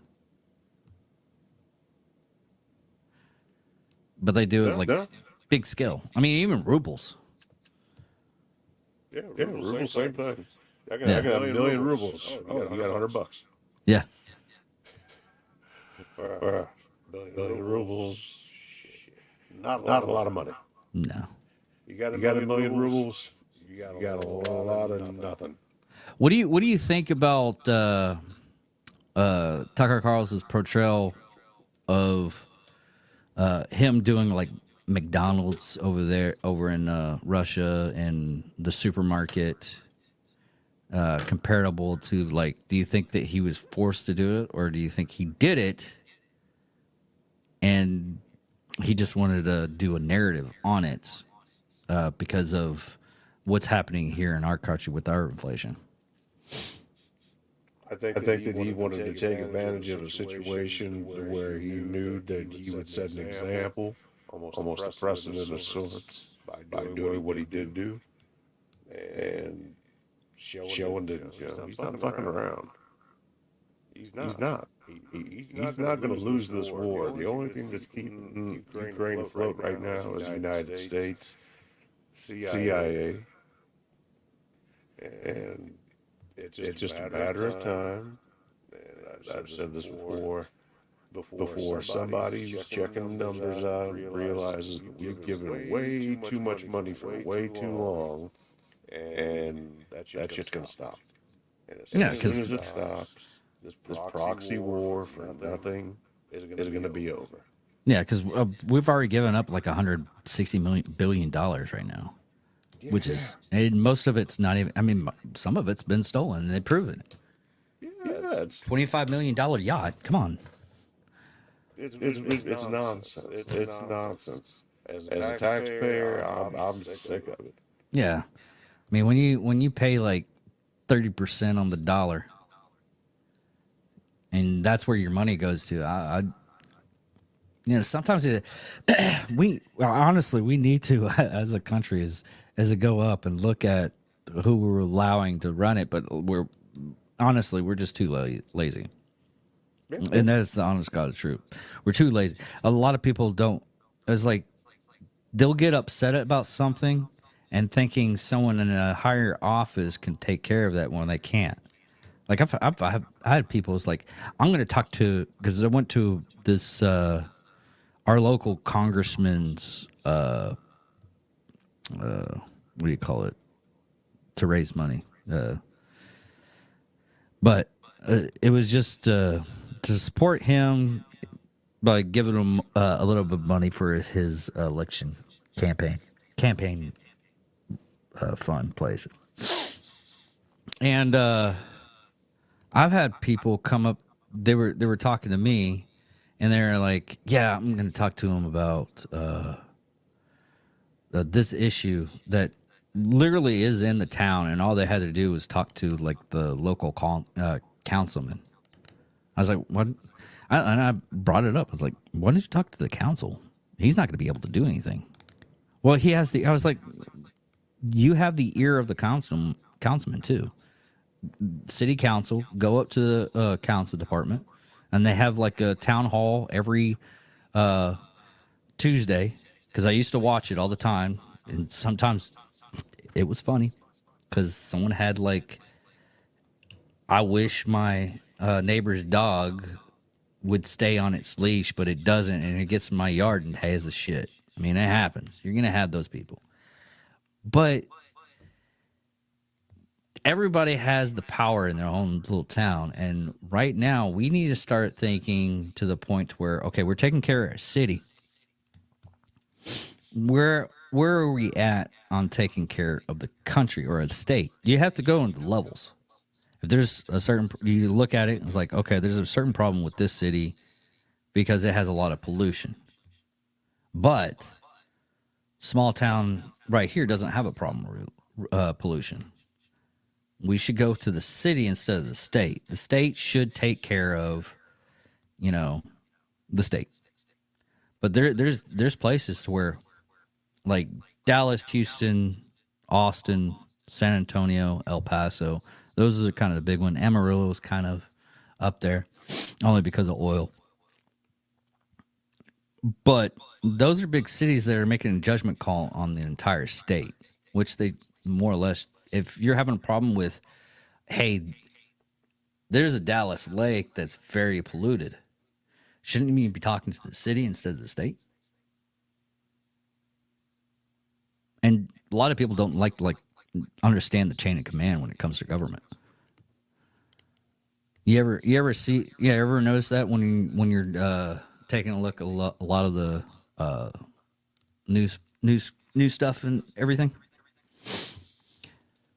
All the various hoops you got to jump through, the red tape that you got to cut through, all the various phone calls, extensions you have to dial. You've got to put in a lot of work if you want to accomplish anything. It's not going to happen for you. You're not going to be able to sit back, relax, and expect it just to happen magically. No way. You're going to have to make those phone calls. You're going to have to go to those city council meetings. You're going to have to put in the work if you want to see change. And you got to be there, and you got to be present, and you got to be consistent about it. Otherwise, you're only going to get in, or you're only going to get out of it what you put in. If you don't put in any effort, you're not going to get anything out of it. Yeah. And that's what a lot of people people want to advocate for something that you truly believe in, something that you 100%. I'm all in on this. This is it. That you got to stand behind it. You got to continue to advocate for it, and no matter what it takes, of course, within reason, without hurting anybody, putting anybody in harm's way. Then you got to fight for it. And right now, we don't have a lot of fighters out there. Doesn't seem like. We got a lot of guys that like to watch the fight ringside, get the good seats, but nobody wants to get their hands dirty and do what it takes in order for us to take that next step and become better as a society as a whole. But with the right leadership, with the right attitude, with the right mindset, with the right education, with the right culture, and the time, we could see if we could make a real difference. Yeah, and that's what a lot of people don't understand is it would take a lot of time, and they don't. That's another thing that nowadays is everything. I mean, even I am guilty of it. You want your pizza like at your door after you put down the phone. They want fast results, and I was telling somebody when I was doing my investments and everything that how they're like this business went down a lot, and I was starting to research this stuff. It's like they had a couple of stuff down in the pipeline that they were just waiting on, and they finally got the contract. I put like good amount of money. It was through Rolls Royce, and I looked down the pipeline. Rolls Royce at the time was only like $1 a stock. They weren't really big time up there, and the reason why is because most of their stuff is planes. It's not cars. It's planes. Most of their engines are planes, not car engines. Rolls-Royce engines have been in planes in Europe. Rolls-Royce has been around. Yeah, and I noticed they were putting in a lot of jet engines on a supercarrier, and now that the planes are going back up in the air and everything, the Airbus, they're doing a redesign of an Airbus, new Airbus. And I saw that was down the pipeline, and I was like, "Oh, I'm putting money in Rolls Royce." And the guy was like, "Well, I can't believe you did that. It's only $1." I was like, "Give it some time." And now it's like up to like $5 or $6.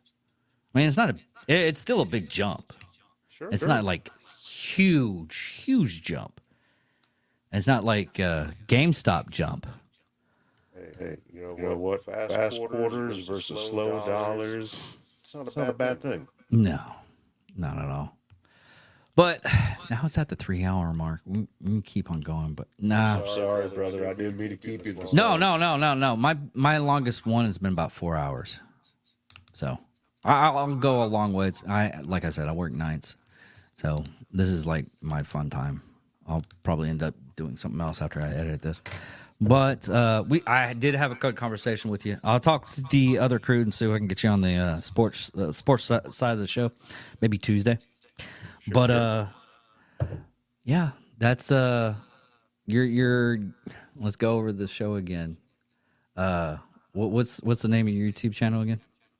That's the facts. Russian Jew Max. Okay, that's the facts. Russian Jew Max. Thank you for coming on. Thank you all for listening. Thank you all for watching. Goodbye. Thank you, my friend. God bless everybody.